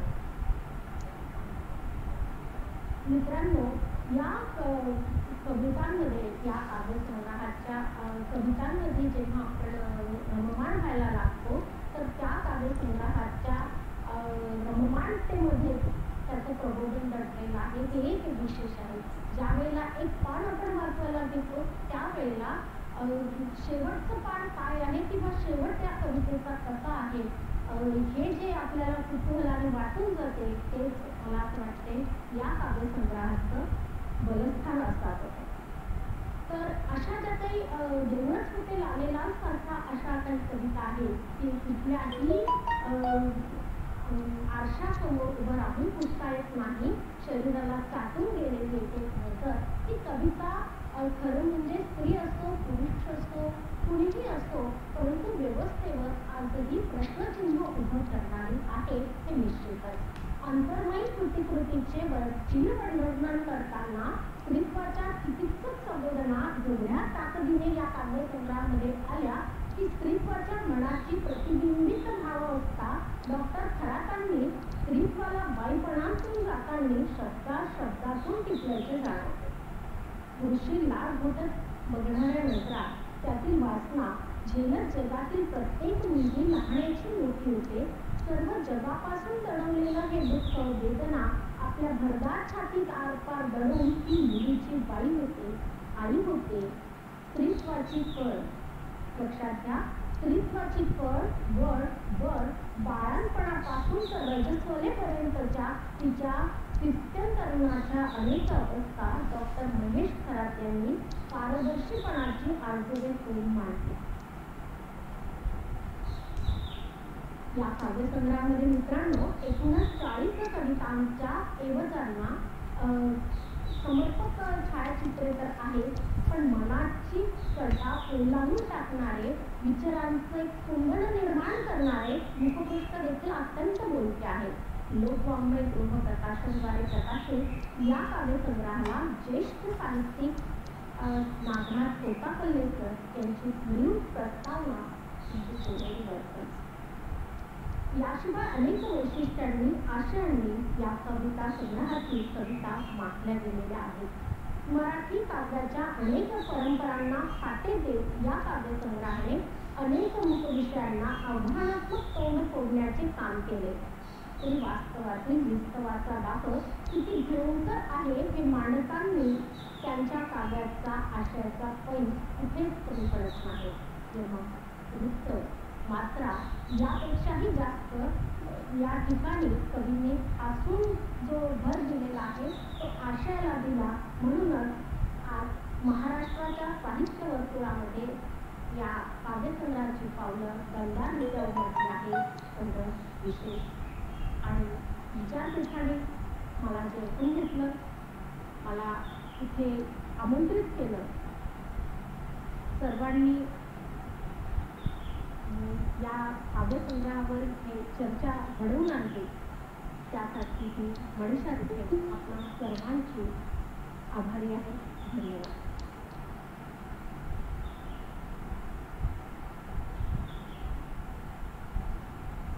स्त्रीच्या एकूणच आयुष्याची शोकांतिका तिची वेदना अधोरेखित करताना तुझ्या माझ्या या स्वातंत्र्याच्या ओळीतून स्त्रीमुक्तीची गाथाच मॅडम तुम्ही उलगडली आहे. अतिशय मार्मिक उदाहरणं तुमच्या भाषातून तुम्ही दिले, सुरेख विवेचन आमच्यासमोर मांडलं. याबद्दल मनःपूर्वक आभार. यानंतर सोलापूर येथे कार्यरत असणारे ज्येष्ठ पत्रकार आजचे प्रमुख वक्ते श्री दत्ता थोरे सरांना मी विनंती करते की त्यांनी या संग्रहावरचे त्यांचे विचार, त्यांचं समीक्षण मांडावं. नमस्कार. मुक्त वाचक पीठाच्या या चर्चेमध्ये माझ्यासारख्या एका साध्या पत्रकाराला आपण सगळ्या साहित्यिकांनी बोलवून सन्मान दिला त्याबद्दल मी प्रथम या पीठाचे आभार मानतो. महात्माकार आदरणीय रवींद्र ठाकूर सर या चर्चेचे अध्यक्ष आहेत. त्यांना वंदन करतो कारण ते जसे खरातांचे गुरु आहेत असे माझेही गुरु आहेत. फक्त फरक एवढाच आहे की त्यांच्या वर्गात न बसलेला एकलव्य शिष्य असं म्हणायला हरकत नाही. माझं शिक्षण शिवाजी विद्यापीठामध्ये झाल्यामुळे ठाकूर सरांचा आणि माझा असा मंचिल संबंध आहे. त्यामुळे मी त्यांचा एकलव्य शिष्य आहे असं म्हटलं तरी अवघड ठरणार नाही. मी सगळे मोठे साहित्यिक आहात. वाङ्मयी मूल्यांच्या अंजानं तुझ्या माझ्या स्वातंत्र्याची या प्राध्यापक महेश खरात सरांच्या काव्यसंग्रहावरती भरभरून बोलला. मी 17 वर्ष जवळपास पत्रकारितेमध्ये घालवली. त्याच्यामुळं आम्हा पत्रकारांना एक उगाच असा समज असतो की आपल्याला जगातल्या सगळ्या गोष्टीचं नॉलेज आहे. त्याच्यामुळं अनेक ठिकाणी आम्हाला थोडंसं बोलायला बोलवलं जातं. परंतु महेश खरात सरांनी सोलापूरमध्ये या काव्यसंग्रहावर ज्या वेळेला चर्चा केली होती त्यावेळेला मी तिथं हजर होतो आणि नेहमी त्या काव्यसंग्रहावर एक लिहिलेला होता. आणि त्या अनुषंगाने खरात सरांनी मला च्या चर्चेमध्ये विशेष निमंत्रित केलं. मी त्यांचा मनपूर्वक आभारी आहे. ओळ तुझ्या माझ्या स्वातंत्र्याची हा काव्यसंग्रह 1 वर्षापासून चर्चेत आहे. साधारणतः 104 पानाचा आणि 40 कवितांचा, निम्मी 40 कवितांचा हा काव्यसंग्रह. परंतु याच्यावरचे एवढे लेख गेल्या वर्षभरामध्ये मी वाचलेले आहेत. मी आता खरात सरांनी सांगितल्याप्रमाणे याच्यावरच्या सगळ्या लेखांचा एक संशयात्मक पुस्तक येतं. निश्चितच कवितेच्या पानांपेक्षा समीक्षेचं पुस्तक मोठं होईल इतकी चर्चा गेल्या 1 वर्षामध्ये या काव्यसंग्रहावर होते आहे. ही चर्चा होण्यामागचं सगळ्यात महत्त्वाचं कारण जे मला वाटतं ते म्हणजे त्या कवितेचा आशय. आणि डॉक्टर महेश खरात सरांनी आपल्या समृद्ध आशयानं ही कविता हा काव्यसंग्रह इतका समृद्ध केला आहे की वाचणाऱ्याला तो मोहून टाकल्याशिवाय राहत नाही. ओळ तुझ्या माझ्या स्वातंत्र्याची हा काव्यसंग्रह अशा काळामध्ये आला की देशामध्ये ज्या वेळेला अभिव्यक्ती स्वातंत्र्याची गळचेपी होते असा आरोप होतो. 2014ला देशामध्ये एका विशिष्ट पक्षाचं सरकार सत्तेत आलं आणि 15 नंतर या देशामध्ये अनेक साहित्यिक कलाकारांनी कलावंतांनी आमच्या स्वातंत्र्याची आणि देशातल्या अभिव्यक्ती स्वातंत्र्याची गळचेपी होते असं म्हणून नयनतारा सहगल, अशोक वाजपेयी, अनेक शायर, अनेक कलाकार महाराष्ट्रामध्ये अगदी प्रज्ञा पवार आणि आता नंदा खरेपर्यंत अनेक साहित्यिकांनी आपले पुरस्कार परत केलेले आहेत. आणि या सगळ्या पुरस्कार वापशीमध्ये सगळ्यांचा एक शब्द साधर्म्य आहे, तो म्हणजे या देशातल्या अभिव्यक्ती स्वातंत्र्य. आणि अशाच कालखंडामध्ये हा योगायोग आहे की काय मला माहीत नाही, परंतु अशाच काळामध्ये ओळ तुझ्या माझ्या स्वातंत्र्याची हा काव्यसंग्रह डॉक्टर महेश खरात यांनी मराठी वाचकांना उपलब्ध करून दिला. ज्या देशातल्या अभिव्यक्ती स्वातंत्र्याची गळचेपी होती असं वाटत असताना साहित्यकांनी एक वैचारिक भूमिका घेऊन अशा पद्धतीने उभं राहत असताना खराताचा हा काव्यसंग्रह स्वातंत्र्याचं दान मागतो व स्वातंत्र्याची अभिव्यक्ती मागतो. ही गोष्ट साधी सोपी नाही. अजूनही या देशातले अनेक माणसं निद्रिस्त अवस्थेत असताना साहित्यिक जागे त्याचा हा उत्तम उदाहरण आहे. आणि मराठी साहित्यिक जागे आहे ते महेश खराताने आपल्या काव्यसंग्रहातून दाखवून दिलेलं आहे. मुळात त्यांनी ओळ तुझ्या माझ्या स्वातंत्र्याची असं ज्यांच्याबद्दल बोललं ती त्यांची प्रेयसी आहे, त्यांची मैत्रीण आहे. तारुण्य सुरू वयामध्ये माझ्यासारख्या माणसाला मैत्रीण कशी असावी असं वाटत असेल तर ती सुंदर असावी, तिने चांगले कपडे घालावे, ती शेराटी अंगाची असावी, तिचे ओठ लाल डाळिंबासारखे असावे, तिचे केस असे मोहक असावेत, तिचे डोळे असं गहिरे असावेत, अशा अपेक्षा व्यक्त करतो. परंतु आपल्या मैत्रिणीबद्दल अशा अपेक्षा व्यक्त करत असताना महेश खरात मात्र आपल्या कवितेतून मैत्रिणीबद्दल म्हणतात, तू काही वाचत नाही, तू काही लिहित नाही, अभ्यास तर करीतच नाही, मैत्रीण तू काही म्हणून मैत्रीण म्हणून तू काही शोभत नाही. म्हणजे एखाद्याला मैत्रीण कशी असावी असं वाटतं बघा. जर मला जर मैत्रीण पाहिजे असेल तर मी आधी सांगितल्याप्रमाणे कशी पाहिजे. आणि खरं तर मैत्रीण पाहिजे वाचणारी पाहिजे, लिहिणारी पाहिजे, अभ्यास करणारी पाहिजे, आणि तरच ती त्यांना शोभणार आहे. 21व्या शतकात सुद्धा महिलांच्या भोवती असे जे पाश आहेत ते पाश ओलांडत असताना आज महात्मा फुले यांची जयंती आहे आणि या जयंती दिनी आपण ही चर्चा करतोय. सावित्रीबाई फुलेंबद्दल महात्मा फुलेंनी हे स्वप्न पाहिलं होतं. सावित्रीनं लिहिलं पाहिजे, सावित्रीनं बोललं पाहिजे, सावित्रीनं वाचलं पाहिजे, सावित्रीनं अभ्यास केला पाहिजे. आणि आजच्या दिवशी आपण ही चर्चा करतोय. कारण त्या कवितेमध्ये मैत्रिणीबद्दल अशा आपल्या अपेक्षा व्यक्त केलेल्या आहेत. अशा तिनं लिहिलं पाहिजे, तिनं वाचलं पाहिजे, तिनं अभ्यास केला पाहिजे आणि मगच ती मैत्रीण म्हणून शोभणार आहे. काय योगायोग आहे.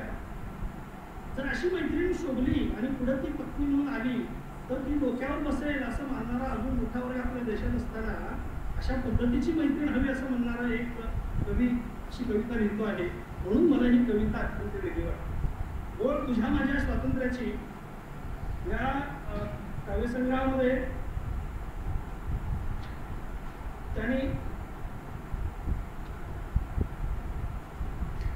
ज्या काही कविता लिहिल्या त्या 40 कविता आहेत, परंतु त्या सर्वांना परिपूर्ण आहेत. मनपृष्ठावरती भालचंद्र कांगूने एक वाक्य वापरलंय की या काव्यसंग्रहामध्ये वाङ्मयी मूल्य किती आहे मला माहीत नाही, पण सामाजिकतेची चाळ मात्र अतोनात भरलेली आहे. आणि जेव्हा आपण ओळ तुझ्या माझ्या स्वातंत्र्याची वाचतो त्यावेळेला त्याच्यात भरलेला सामाजिक आशय हा तुम्हाला दिसण्या दिल्याशिवाय राहतो. अनेक महेश खरातांनी अनेक अनुभव विश्वातून आपल्या कविता लिहिलेल्या आहेत. मराठी साहित्यिकांवर एक असा आक्षेप घेतला जातो की मराठी साहित्यिकांचा अनुभव विश्व खूप कमी आहे. हे थोडंसं पटवून देता येणार नाही मला, परंतु तेलुगू सिनेसृष्टी आहे, तमिळ सिनेसृष्टी आहे, कन्नड सिनेसृष्टी आहे, मल्याळम सिनेसृष्टी आहे. या सिनेसृष्टी मराठी सिनेसृष्टीपेक्षा अत्यंत मजबूत आहे. तर मजबूत असण्याचं कारण त्यांच्याकडे प्रचंड मोठा आशय आहे. मराठी साहित्यामध्ये राष्ट्रीय पातळीवरचे अनेक पुरस्कार अजूनही फार कमी आलेले आहेत, फार कमी आलेले आहेत. जागतिक पातळीवरचे पुरस्कार तर अद्याप आलेले अपवादानं म्हणावं लागेल. याचं कारणच असं आहे की त्याच्यामध्ये आशय नाही आहे आणि अनुभव विश्व कमी असल्यामुळे त्याच्यात तो आशय येत नाही. परंतु महेश खरातांनी ही पोकळी भरून पाडत असताना आपली कविता समृद्ध आशयाने इतकी भरून ठेवलेली आहे की ती थेट वाचकांच्या काळजाला भिडते आणि ती एका पातळीवर नाही भिडत, अनेक पातळ्यांवर भिडते. आणि विषमतेवर प्रहार केला आहे. त्यानं बाईचं बाईपणावर वर्मावर बोट ठेवलंय, त्यांनी अपील केलंय, त्यांनी विषमतेवर बोट ठेवलंय. आणि फक्त बोट नाही ठेवलं, ते कधी तुटेल, कसं तुटेल, याच्यासाठी काय केलं पाहिजे हे आपल्या कवितेमध्ये सांगितलेलं आहे. म्हणून ती कविता वेगळी आहे. 3 भागात ते काव्यसंग्रह आहे. चक्र परिवर्तनाचे, सुरकुतलेल्या चेहऱ्या आणि पासवर्ड आनंदाचा. त्यातलं पहिलं जे सूत्र आहे ते चक्र परिवर्तनाचे. हे चक्र परिवर्तनाचे फिरवायचं आहे. अशासाठी फिरवायचं आहे की तुमच्या आमच्या सुरकुतलेल्या चेहऱ्याआड काय आहे ते बघायचं आहे, ते शोधायचं आहे, ते भेदायचं आहे. आणि हे कशासाठी भेदायचं आहे? ते पासवर्ड आनंदाचा 3ऱ्या टप्प्यात. म्हणजे तुमच्या आमच्या जगण्यामध्ये जो पासवर्ड आनंदाचा आहे तो आणायचा. महेश खरातांनी आपल्या कवितामध्ये वेदनेची नेमकी कळ लागून विषमतेविरुद्ध व्यवहार केलेला आहे. कसा? विषमतेची पेरणी करणाऱ्या मांडुळाने गुष्टावले संवेदना पिकविणारी शेत. म्हणजे विषमतेची पेरणी करणाऱ्या मांडुळाने या देशात 21व्या शतकात सुद्धा विषमतेची पेरणी करणारी मांडुळ आहे आणि त्यांनी संवेदना पिकवणारी शेती उष्टावली. आणि ही उष्टावली हे आपल्याला तोडायचं आहे, हे नष्ट करायचं आहे, हे संपवायचं आहे. विषमता कुठे आहे? विषमता कुठे आहे सांगताना महेश खरात असं म्हणतात, देव तुझा देव माझा देव एकच आहे म्हणतात. तुला मंदिरातून मला मंदिराबाहेर उभं केलं आहे, इथं असंच करू. तुझा माझा प्रदेश एकच आहे म्हणतात, मग तुझं भरलेलं कणीस आणि मला सरमाड मिळते, इथे असंच करू. 2 भेद आहेत. एक मंदिराबाहेर आहे आणि दुसरा मंदिराच्या आत आहे, गाभाऱ्यात आहे. हे का? हे महेश खरातांनी आपल्या कविता संग्रहातून विचारलंय. त्याच कवितेमध्ये ते म्हणतात की तुझा बंगला आहे आणि माझी फुटपाथ आहे. हे का? महेश खरातांनी असा थेट प्रश्न विचारला. आपल्याकडे संत साहित्यामध्ये हा प्रश्न विचारला होता, परंतु चोखामेळानं जाऊ हे सगळं मान्य केलं आणि आम्ही पायरीचे दास म्हणून ते मान्य केलं. परंतु इथं असंच का होतं, हा रोकडा सवाल महेश खरात जेव्हा कवितेतून करतात तेव्हा ही कविता चोखामेळ्यापेक्षा जास्त विद्रोही होते. व्यवस्थेला प्रश्न विचारते आणि व्यवस्थेला उत्तर मागते. हे महेश खरातांच्या कवितेचं वेगळं करतं. आताच रेटे मॅडमने सांगितल्याप्रमाणे स्त्री तिच्या वेदना जेवढ्या ताकदीनं महेश खरातांनी टिपलेल्या आहेत आणि बारकाईने टिपलेल्या आहेत याला तोड नाही. संपूर्ण काव्यसंग्रहामध्ये त्यांनी आपल्या मोठ्या बहिणी जिजेवरती, आईवरती अशा कविता लिहित असताना तिच्या काय वेदना आहेत त्या अत्यंत ताकदीनं टिपलेल्या आहेत आणि त्या नुसत्या टिपलेल्या नाही, त्यातलं सौंदर्य सुद्धा किती छान पद्धतीने मांडले बघा. म्हणजे त्यांनी उल्लेख केला. मला अजून एका गोष्टीचं आश्चर्य वाटतं की अजून महेश खरातांच्या कवितेवर आंदोलनं कशी काही सुरू झाली नाही.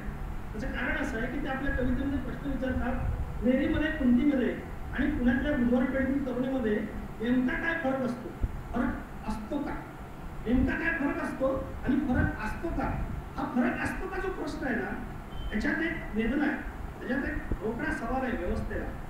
आणि हे अजून धर्ममार्तंडांच्या कानावर गेलं नाही की काय, कारण अजून त्याच्यावर तुम्ही बोललं नाही. आणि गेलं तर खरातांच्या त्या कवितेतली नेमकी कळची काय की त्यांच्या कानावरून गेल्याशिवाय राहणार नाही. नुसतं इथं थांबतात का ते. आपल्या आईबद्दल म्हणतात, जेव्हा माय बोलायची तेव्हा हृदय खोलायची, काळ्या मनाच्या पोताची ती गुपितं खोलायची. जेव्हा माय बोलायची तेव्हा हृदय खोलायची, काळ्या मनाच्या पोताची ती गुपितं खोलायची. माय तुमची आणि माझी, तिचं विश्व केवढं होतं, तिचं विश्व होतं फक्त काळ्या मनाच्या पोतावर. आणि ती त्या काळ्या मनावरतीच फिरत होतं. आणि ती काळ्या मनाच्या पोतावरती फिरत असताना तिचं विश्वच तेवढं होतं आणि तेवढंच गुपित ती खोलायची. तिला बाकीचं जगच माहीत नव्हतं आणि तुमच्या खुश होती. आईची वेदना टिपताना त्यांनी लिहिलंय, वेदनाचा दिवा केला, हाताचा पाळणा केला, कळण्याची आमटी आणि मिलोची भाकर खाऊन बाळा जोजवलं तुला. आई बोलते पोराला, आई पोराला बोलते, वेदनाचा दिवा केला. तिच्या दिव्यात तेलच नव्हतं, तिने काय करणार आहे. तिच्या दिव्यात तेलच नव्हतं. ती पहाटे उठली की सूर्य उगवला असं व्हायचं घरात. ती उठायची आणि तिला नेत्राचा दिवा करायचं, ती काम करायची. पाळण्याला सुद्धा पैसे नसलेल्या घरामध्ये हाताचा पाळणा आणि तिच्या अंगावरच्या साडीचा पाळणा हेच प्रतीक आहे. मिलोची भाकर, 72चा दुष्काळ ज्या माणसाने आता चर्चासत्राचा भोगला असेल त्यांना मिलोची भाकर काय असते माहीत असेल. राताना फुटता न येण्यासाठी ती भाकर असते आणि ती खाऊन बाळाला जोजवलेला आहे. अशा अनुभव विश्वातून आलेल्या ह्या कवीचा अनुभव विश्व इतकं समृद्ध आहे. त्याच्यामुळेच महेश खरातांची कविता अधिक सजग झाली. माय तुझ्या आयुष्याच्या मंचावर कधी नाचले नाही चंचल मनाचे मोर प्रति मोर. यातली भाषा सौंदर्य पण बघा. माय तुझ्या आयुष्याच्या मंचावर कधी नाचले नाही चंचल मनाचे मोर प्रति मोर. प्रतिदिन अखंडित मोहाच्या असंख्य माशा गोंगावत राहिल्या अवतीभोवती. प्रतिदिन अखंडित मोहाच्या असंख्य माशा गोंगावत राहिल्या अवतीभोवती. तुमच्या माझ्या अवतीभोवती काहीही डोळ्याला असं दिसू द्या, तुमच्या माझ्या मनामध्ये अशा माशा गोंगावत राहतात आणि ते इतक्या अवतीभोवती गोंगावत राहतात की आपल्या मनातली सगळी स्वप्न अशी साकारत. कोणाची 4 चाकी गाडी होईल की मला कधी मिळेल, तर विमान बघायला मिळालं, विमान मला कधी बसायला मिळेल, हेलिकॉप्टर बघायला मिळालं. मला न मिळाल्या जेवढ्या वस्तू बाजारामध्ये मी पाहतो त्यावेळेला ही तुमची आमची भावना होते. आईची पण तशीच व्हायला पाहिजे ना. पण खरं तर शेवटच्या ओळीत आईचं मोठेपण कसं सांगितलं बघा. पण तू ओघळू दिली नाहीस लाळसेची लाळ. आपल्याला ते सहजपणे आपली लाळ जी आहे ती ओघळते काही बघितलं तर, पण आई तसं करत नाही. ती ओघळू दिली नाही लाळसेची लाळ. हे आईचं मोठेपण आहे. ती कशी जगली, निर्व्याज पद्धतीने जगली, हे आईचं निर्व्याज पण खरं तर आपल्या शब्दात मांडलेलं आहे. आणि एवढं सगळं मांडून ते असं म्हणतात की माय दुःखाचे असंख्य डोंगर डोईवर घेऊन. माय कशी जगते, माय दुःखाचा असंख्य डोंगर डोईवर तू चालत राहिलीस काट्या कुट्याचा रस्ता. कडक उन्हानं भाजलेल्या पायात कोरल्या गेल्या कुंपाच्या लेण्या. कुरूप अनेकाला माहीत नसेल, काटा मोडला की पायाला कुरूप होतं, ते काटा व्यवस्थितपणे काढला नाही गेला तर. कडक उन्हानं भाजलेल्या पायात कोरल्या गेल्या कुंपाच्या लेण्या. सोनारानं नाक टोचावं तसं तळवानं टोचले सराट्याचे काटे. सूक्ष्म निरीक्षण खरातांचं मला इथं दिसतं. काटे 3-4 पद्धतीचे असतात. बाबळीचा जो काटा असतो तसा उभा असतो, तो पायात घुसतो, कुचकतो, मोडतो, बाजूला पडतो आणि आत आपली निशाणी सुटतो. बोराटीचा काटा ओरखडला तर तो असं उलटा असल्यानं ओरखडत जातो, रक्त काढतो आणि अशी हाताला अंगाला चीर देतो. आणि सराटीचा काटा जो असतो, तिचा देठ जो असतो तो असा गट्टू जाड असतो आणि तिचा काटा असा बारीक असतो. तो टोचतो पण आत घुसत नाही. त्या डब्बू काट्याला टोचल्यानंतर तुम्ही हटकलं तर तो डब्बू हा काट्यास बाजूला घेतो आणि बाजूला होतो. सोनारानं नाक टोचलं तर काय होतं, तुमच्या नाकामध्ये असं फूल रोवलं जातं, तुमच्या चेहऱ्याला सुंदरता येते. सराटीचा काटा असा टोचला तर एक थेंब रक्ताचा टचकन वर येतो आणि तो तुमच्या नाकातला सोन्याचा दागिना असतो की नाही असा जखमेवर गोंगावत राहतो. हे इतकं बारकाव्यानं बाईपणाचं सूक्ष्म ऑब्झर्वेशन महेश खराकडे टिकलंय आणि ते तुमच्या आईच आहे. ग्रामीण जीवनात ज्या ज्या माणसानं आपलं आयुष्य घालवलं त्या सगळ्यांचं आहे. आणि एवढं सगळं होऊन सुद्धा महेश खरा तिच्या बाईपणातून आईला सुद्धा बाहेर काढून पाहतात आणि जिजे नावाच्या आपल्या बहिणीच्या कवितेत म्हणतात, आईनं पुन्हा यावं, आलंच तर सत्यवानाची सावित्री म्हणून नव्हे तर ज्योतिबाची सावित्री म्हणून यावं. सावित्री कोणती? सत्यवानाची सावित्री नकोय. तिने हे भोगलंय आणि तिला सत्यवानाच्या ही साधी गोष्ट नाहीये. त्याचं कारण असं आहे, 21व्या शतकामध्ये सुशिक्षित झालेल्या महिला आजही महात्मा फुले, सावित्रीबाई फुले यांना लोणच्याप्रमाणे आपलं उपयोजन मानतात, नृत्य मानत नाहीत.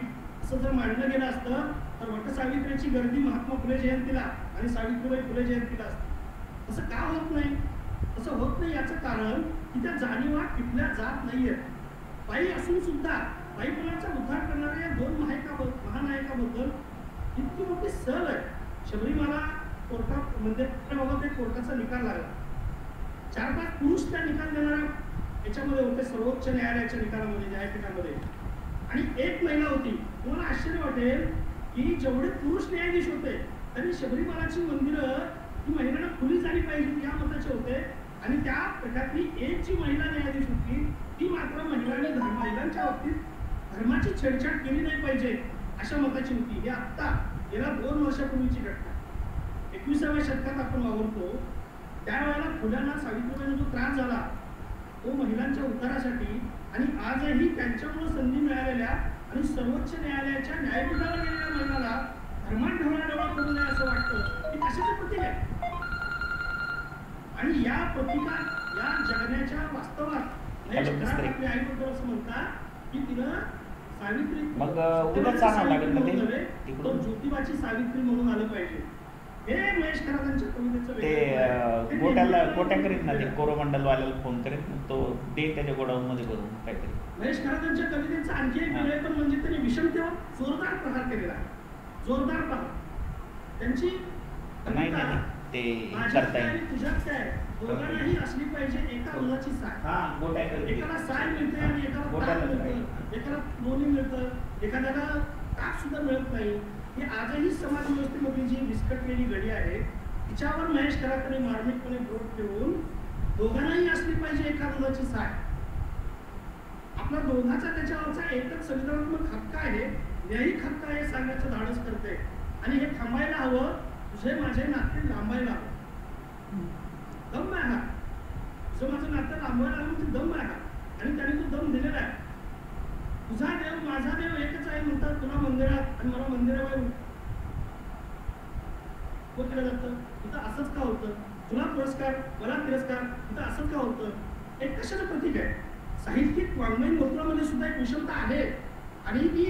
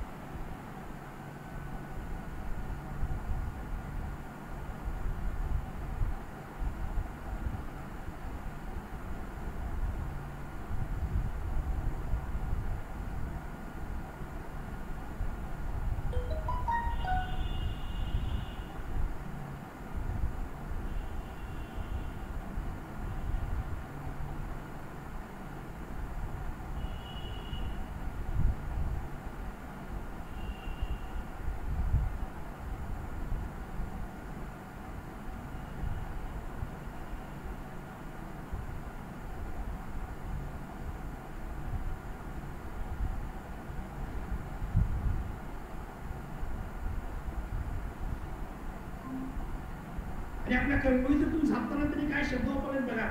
माझ्या वाणीच्या उलका उलका पात्यासारखा रंगमोर्चावरून बरसत असताना तू दाबनाने तोंड शिवून घेतोस, सुईने नव्हे, दाबनाने तोंड शिवून घेतोस. दाबण सुईपेक्षा मोठा असतो, त्याचा धागा सुद्धा सुतळीसारखा दोऱ्यापेक्षा मोठा असतो. म्हणजे आपण सगळे हे पांढरपेशी, हे मध्यमवर्गीय, हे थोडेसे क्रीम आलेले लोक सुईनाच्या तोंडाचं मौन धारण करून आहेत ना, अशाला त्यांनी प्रहार केलेला आहे. माझ्या वाणीच्या उलका उलका पातासारख्या रंगमंचावरून बसत असताना तू दाबनानं तोंड शिवून घेतोस आणि लावून घेतो चिकटपट्टी तोंडाला चिकट खूप.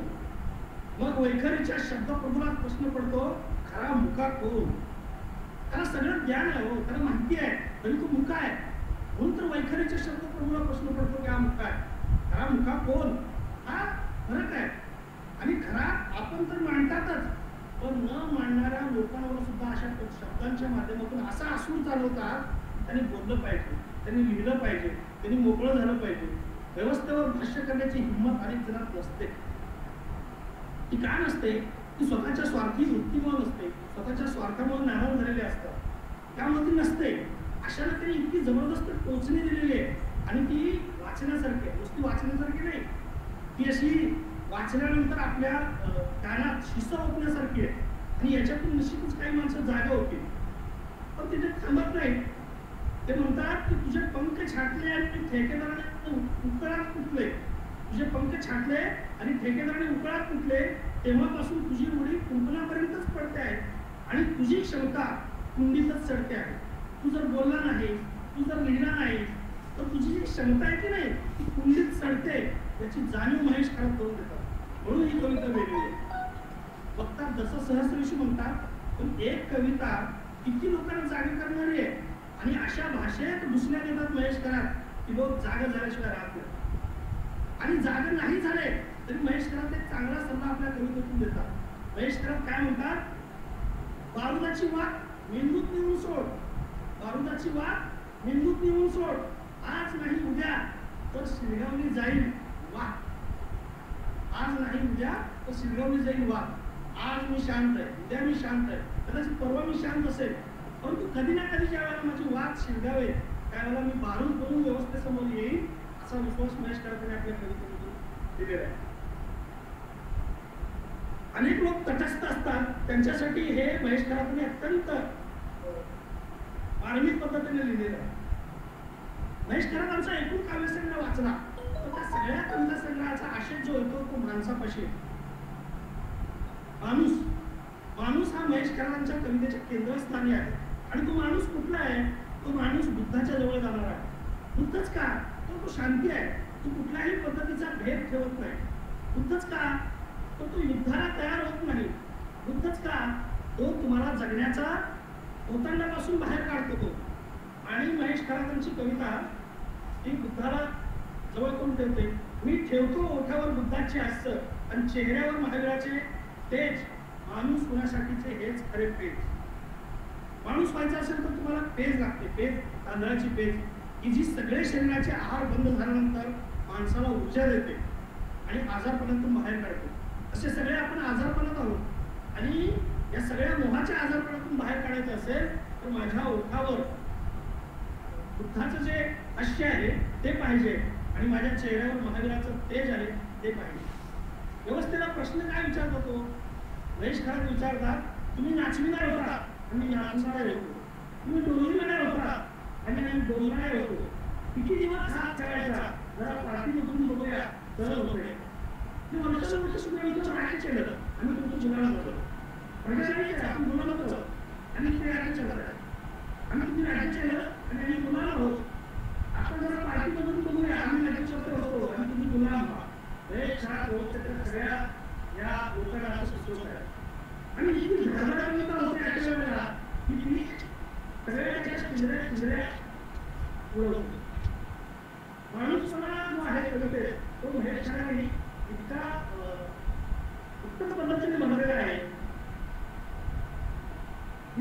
इतके लोकांनी त्यांना भक्ती जाणवले, वाकून आणा भावा तसा आकार तोडा झाला नव्या जगासाठी. येथे इकॉनॉमी असेल बुद्धाची आणि इकॉनॉमी असेल बुद्धाची. म्हणजे या जगातली सगळी इथं लक्ष झाली पाहिजे आणि ही युद्धभूमी झाली पाहिजे. तिथं शांतता आणली पाहिजे, जिथे सर्वांना मिळेल चारा, मिळेल पाणी, अशा ठिकाणी मी गाई राहा. त्याच्यापेक्षा वेगळं काय सांगितलं, त्याच्यापेक्षा वेगळं काय सांगितलं म्हणजे आम्ही सगळ्या मंगल जगाची जी संकल्पना आपल्या याच्यामध्ये आणतो याच्यासाठी तुकारामाचा संदर्भ देत त्यांनी कुठल्या तुझ्या इंद्रायणीला अशी कविता लिहिली, त्याला संत वाङ्मयांची परंपरा भेटली.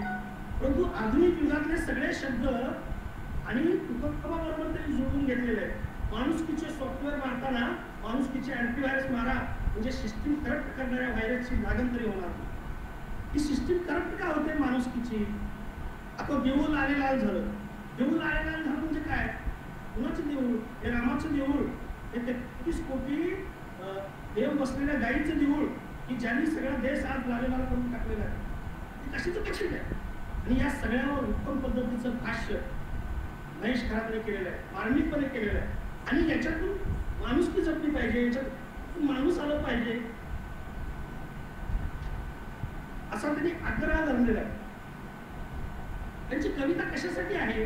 त्यांची कविता जन्मते कधी, कशासाठी?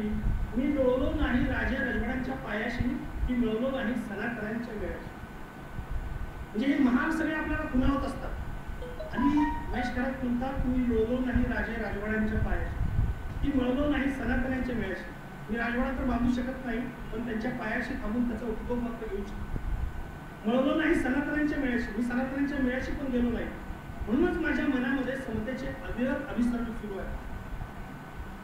हे समतेचे जे अभिसरण आहे ते अविरतपणे त्यांच्या मनामध्ये सुरू आहे आणि त्याच्यामुळेच त्यांची कविता आशयाला प्रचंड समृद्ध झालेली आहे.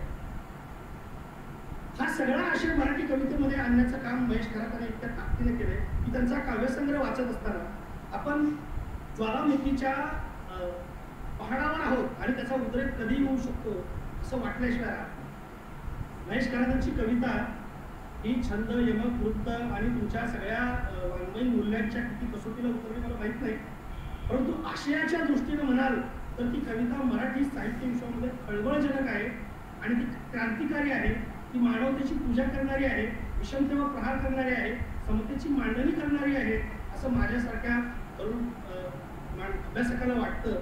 एवढी भूमिका तुमच्यासमोर ठेवतो आणि तुम्ही सगळ्यांनी मला शांत चित्ताने ऐकून घेतलं, कुठल्याही व्यक्तीने आणता त्याबद्दल आनंद व्यक्त करतो आणि थांबतो. धन्यवाद. सामाजिक जीवनाचे भान असणाऱ्या, अंतर्मुख करणाऱ्या कवीच्या भाषिक अनुभूतीला प्रकट करत, सद्यस्थितीला, जीवनमूल्यांना उजागर करत अतिशय वैचारिक आणि प्रखर भाष्य दत्ता थोरे सर तुम्ही केलेलं आहे. खूप छान वाटत होतं ऐकताना. एक तर उत्साह सगळ्यांच्या मध्येच येत होता तुमच्या आवाजाने. चांगला कार्यक्रम चालू आहे. यानंतर आजच्या या चर्चासत्राचे अध्यक्ष, लेखक, समीक्षक, प्राचार्य डॉक्टर रवींद्र ठाकूर सर कोल्हापूरहून आता त्यांचं भाष्य सगळ्यावर ठेवतील. खरं तर सर आज इथे येत आहेत याबद्दल त्यांना मनापासून सलाम करावासा वाटतो.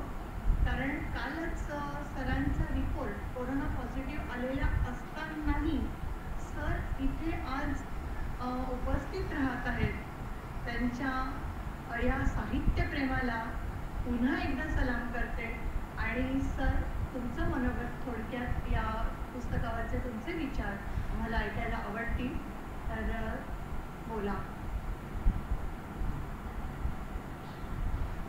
आहेत ना सर? आहेत सर, आहेत ना? हां सर आहेत, बोलतील सर. ठाकूर सर आवाज म्यूट केलेला ओपन करावा लागेल.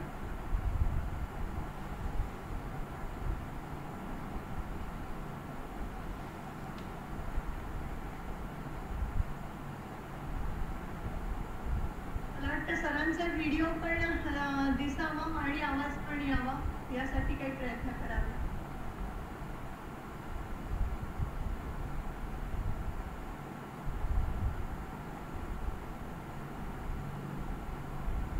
आदरणीय ठाकूर सर, आपण बोलावं ही विनंती आहे.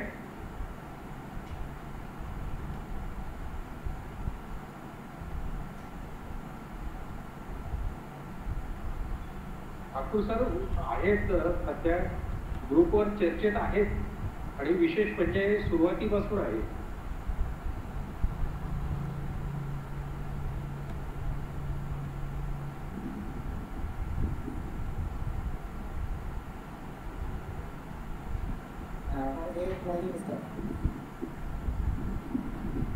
मला वाटतं सगळ्यांचे माईक आपण बंद करूया, सरांचा आवाज येईल ऐकू. भोसले सर सरांना अनम्यूट करा. Bhosale sir. Okay okay okay. Chandrakant Bhosale Thakur सरांना प्लीज अनम्यूट करा. बोला सर.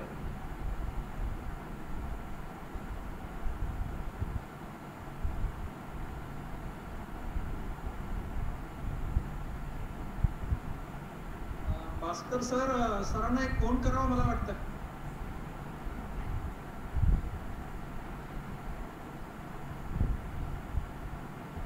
ठाकूर सरांना फोन करावा का?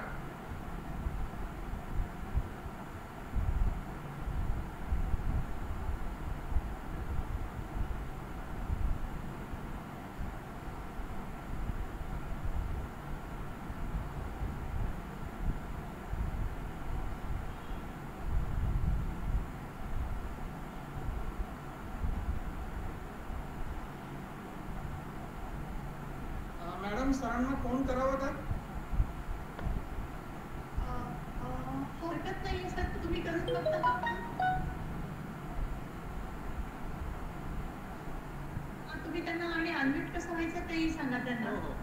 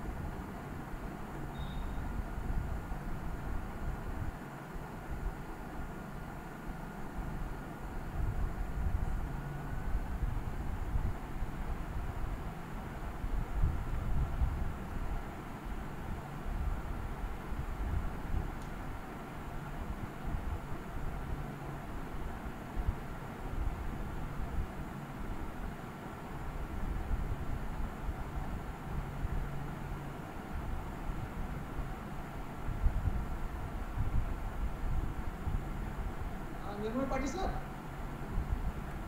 बोला बोला बोला. बोला सर. सरांना अनम्यूट करायला सांगा ना. भोसले सरांना सांगा की ठाकूर सरांना काय ते होईना वाटतं.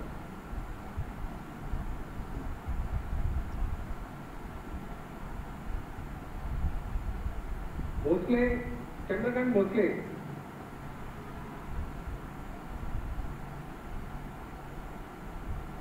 हा झाले जॉईन. नाही, सरांचं व्हिडिओ चालू करायला सांगा ना भोसले सरांना. त्यांना सांगितलंय. फोन करून सांगा वाटलं सर.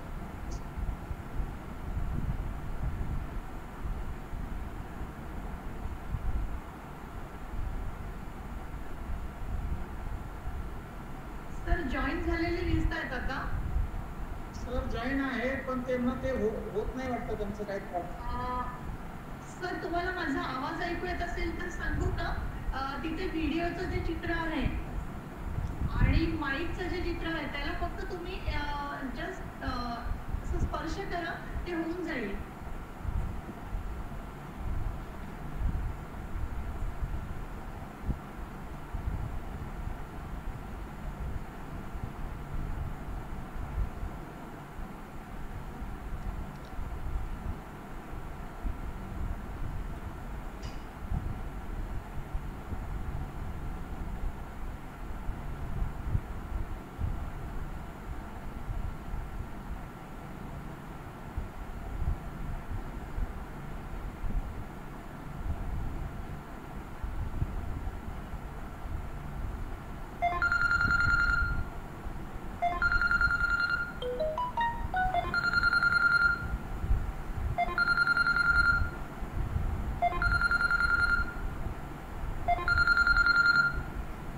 हॅलो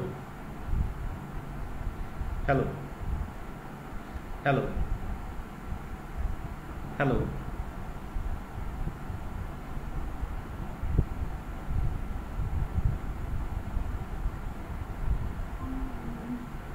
आता काय करूया मग त्यांचं जे भाष्य तुमच्याकडे आहे ते वाचून दाखवता का किंवा कोणाला तरी हा हे होईल काय तर निर्मळ पाटील त्यांना आत येऊ द्या काय म्हणतात ते. बरं म्हणजे हा एक मधला मार्ग आपल्याला काढता येईल.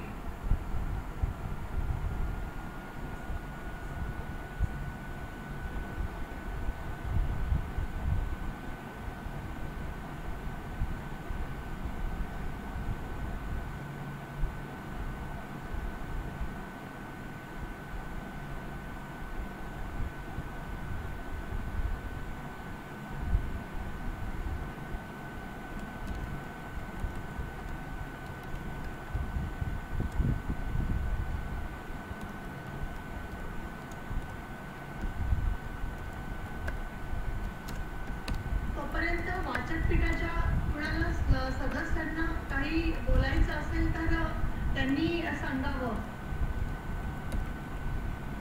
अभ्यासगृहावर बोला सर तुमचं नाव. नमस्कार सर्वांना. मी डॉक्टर सटकवडे मुंबई येथून प्रतिक्रिया देत आहे. माझा आवाज येतो का? हो येत आहे सर बोला. आवाज हे? येतो? हो बोला येतो बोला सर येतो बोला. हा अच्छा. वाचक पीठाचं मी सुरुवातीला अभिनंदन करतो. वाचक पीठाचं मी सुरुवातीला अभिनंदन करतो. हा खरं तर अतिशय असा उपक्रम हॅलो. आणि या ठिकाणी माझा मित्र आमच्याबरोबर स्पर्धेला असायचा. सर ठाकूर सर येत आहेत. आवाज येतोय ना? हॅलो येतोय सर आवाज येतोय. आवाज येतोय? हा ठीक आहे. तुम्ही पाहिजे येतोय तुम्ही 5 मिनिटं बोलतो. बोला सर बोला. 2 मिनिटांमध्ये म्हणजे माझा विषय हे होईल. बोला सर बोला स्वागत आहे सर. बरं का माझं एकच आता मी ह्या कविता संग्रहावर यापूर्वी लिहिलेलं आहे. ते आपल्या वाचनामध्ये आलेलं असेलच. तथापि या निमित्ताने मी 2 शब्द सांगतो. काय जरी मी कोरोना पॉझिटिव्ह असलो तरी सुद्धा कवितेच्या दृष्टीने पण पॉझिटिव्ह आहे. आणि आवडलेल्या कविता बोलण्यासाठी आधी पॉझिटिव्ह होणं गरजेचं वाटलं म्हणून जवळपास 1.5 तास घरीचे असे आहेत. पण झालं काय हे असं म्हटलं गेलेलं आहे की गद्य साहित्य हे कवीचं असतं. तसं कविता हे कवीचं भावजनित असतं. कवीच्या भावनांतच कवितेमध्ये उत्कट अशा प्रकारचा आविष्कार लाभलेला असतो आणि म्हणून कविता हा श्रेष्ठ वर्णनास्थ मानला गेलेला आहे असं आपण दिसतं.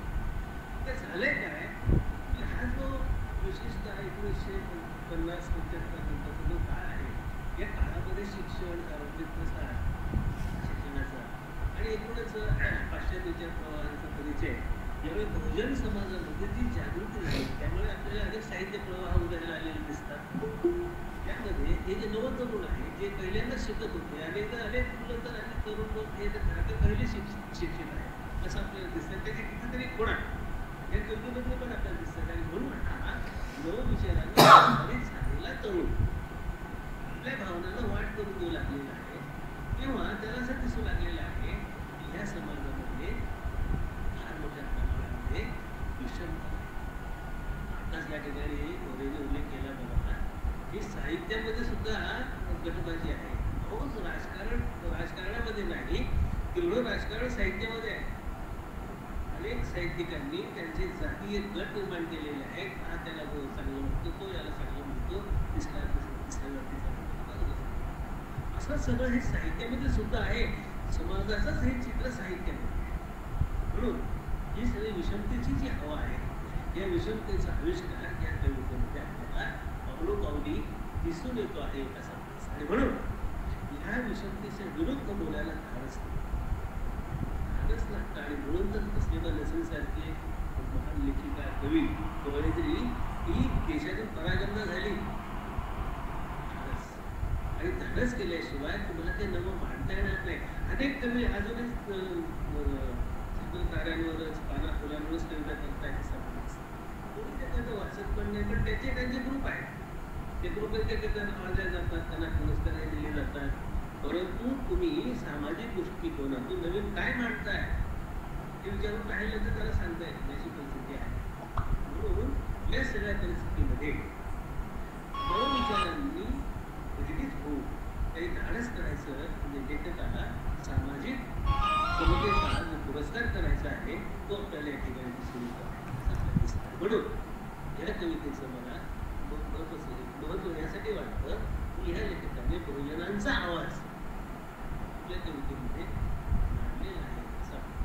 साध्या साध्या गोष्टी 5 पती करणारी कोणती पाच पती असलेली महान पतिव्रता असते, कुंती महान पतिव्रता असते, मंदोदरी महान पतिव्रता असते. आणि हे सेक्स वर्कर जे आहेत त्या मात्र तिरस्काराचा विषय ठरतात.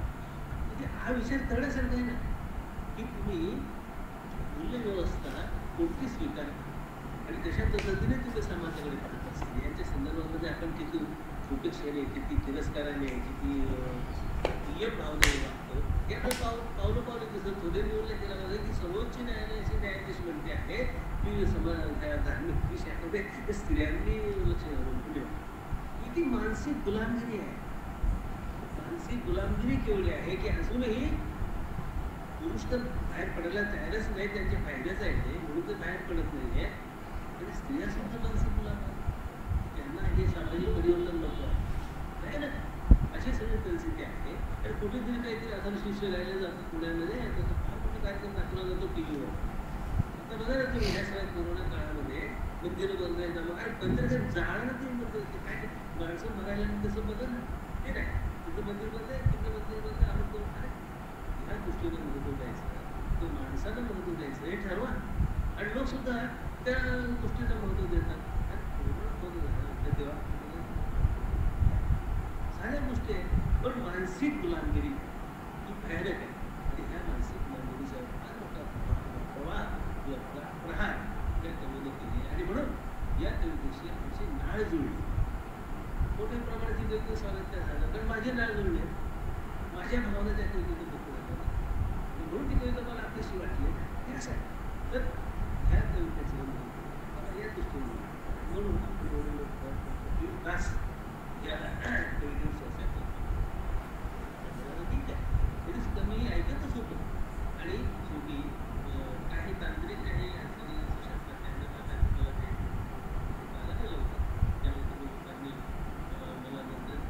होईना जोडून घेतलेलं आहे आणि माझे दोन शब्द मला सांगायला संधी दिलेली आहे की आपण सगळ्याचे आभार मानतो आणि माझं मदत थांबून विषय झालेला आहे. ओके सर अगदी नेमकं मोजकं पण फार महत्वाचं तुम्ही अगदी बोललात त्याबद्दल तुमचे पुन्हा एकदा आभार मानते. यानंतर मगाशी एक कुणीतरी बोलत होते त्यांचं नाव मला नीट कळलं नव्हतं मुंबईहून कुणीतरी बोलत होते तर त्यांचं बोलणं पण अर्धवट पडलं होतं. आवाज सर्वज्ञ बोलतायत पण आता त्यांना घेतायत का सोडून बोला बोला बोला बोला.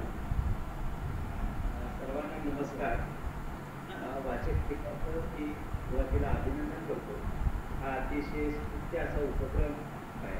मुळात या कविता संग्रहाचे जे कवी आहेत राजकर हेच मुळात उपक्रमशील आणि प्रयोगशील आहेत. कवीची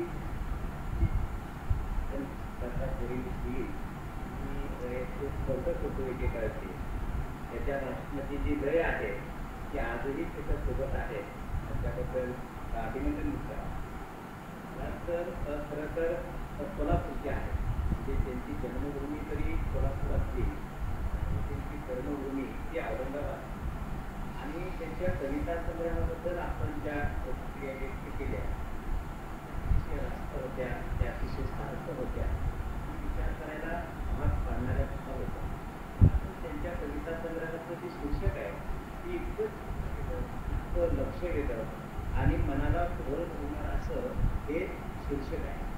म्हणजे त्यांच्या कवितेची जर आपण भाग केले तर त्या 2 भागात त्यांच्या कविता आपल्याला विचारात ठेवाव्या लागतात. एक स्वातंत्र्यपूर्व कालखंड आणि स्वातंत्र्यानंतरचा कालखंड, या 2 कालखंडातला जो अवकाश आहे त्यांच्या कवितेनं, त्यांच्या परीक्षेमध्ये त्यांचं गाव, गावातली आई, गावातली बहीण, घरातली बहीण, शेजारची मैत्रीण यांच्यातून नाळ करणारी त्यांची कविता आहे. पुढं आजच्या युगाशी, आजच्या तरुण पिढीशी विस्तार जे आहे हे त्यांच्या कवितेचं मला वाटतं वेगळेपण आहे. त्यांच्या कवितेचं यात यश आहे. हे कवी घरातकर जे आहेत त्यांचे आम्ही वाचक आहोत. तेव्हा घरातकरांची जी उत्कृष्टता आहे ती उत्कृष्टता अशीच निरंतर राहो अशी मी त्या निमित्तानं त्यांना सदिच्छा देतो, शुभेच्छा देतो. आणि वाचक गीताचा हा जो उपक्रम आहे तो उत्तरोत्तर असे चांगले कार्यक्रम आयोजित करत राहो अशा प्रकारच्या शुभेच्छा या निमित्तानं मी आपल्याला देतो. मला या ठिकाणी आयोजकांना प्रतिक्रिया व्यक्त करण्याची संधी दिली तर त्यांचे आभार मानतो आणि मी माझी जागा देतो. धन्यवाद. यानंतर कवी श्री दादा नंदवरे सरांना मी समारोप करण्यासाठी आणि आभार प्रदर्शनासाठी विनंती करते. त्यांनी आभार प्रदर्शनाचं काम करावं. धन्यवाद मॅडम. खरं तर आपला आजचा कार्यक्रम अतिशय सुंदर 2 तासापासून चाललेला आहे. यामध्ये कुठेही आपल्याला कंटाळवाणा किंवा जरी मध्ये कुठेतरी स्वर्गविराम मिळाला तरी तो देखील आपल्याला स्वर्गविराम कंटाळवाणा बिलकुल वाटलेला नाहीये. अजून आवाज येतो भास्कर?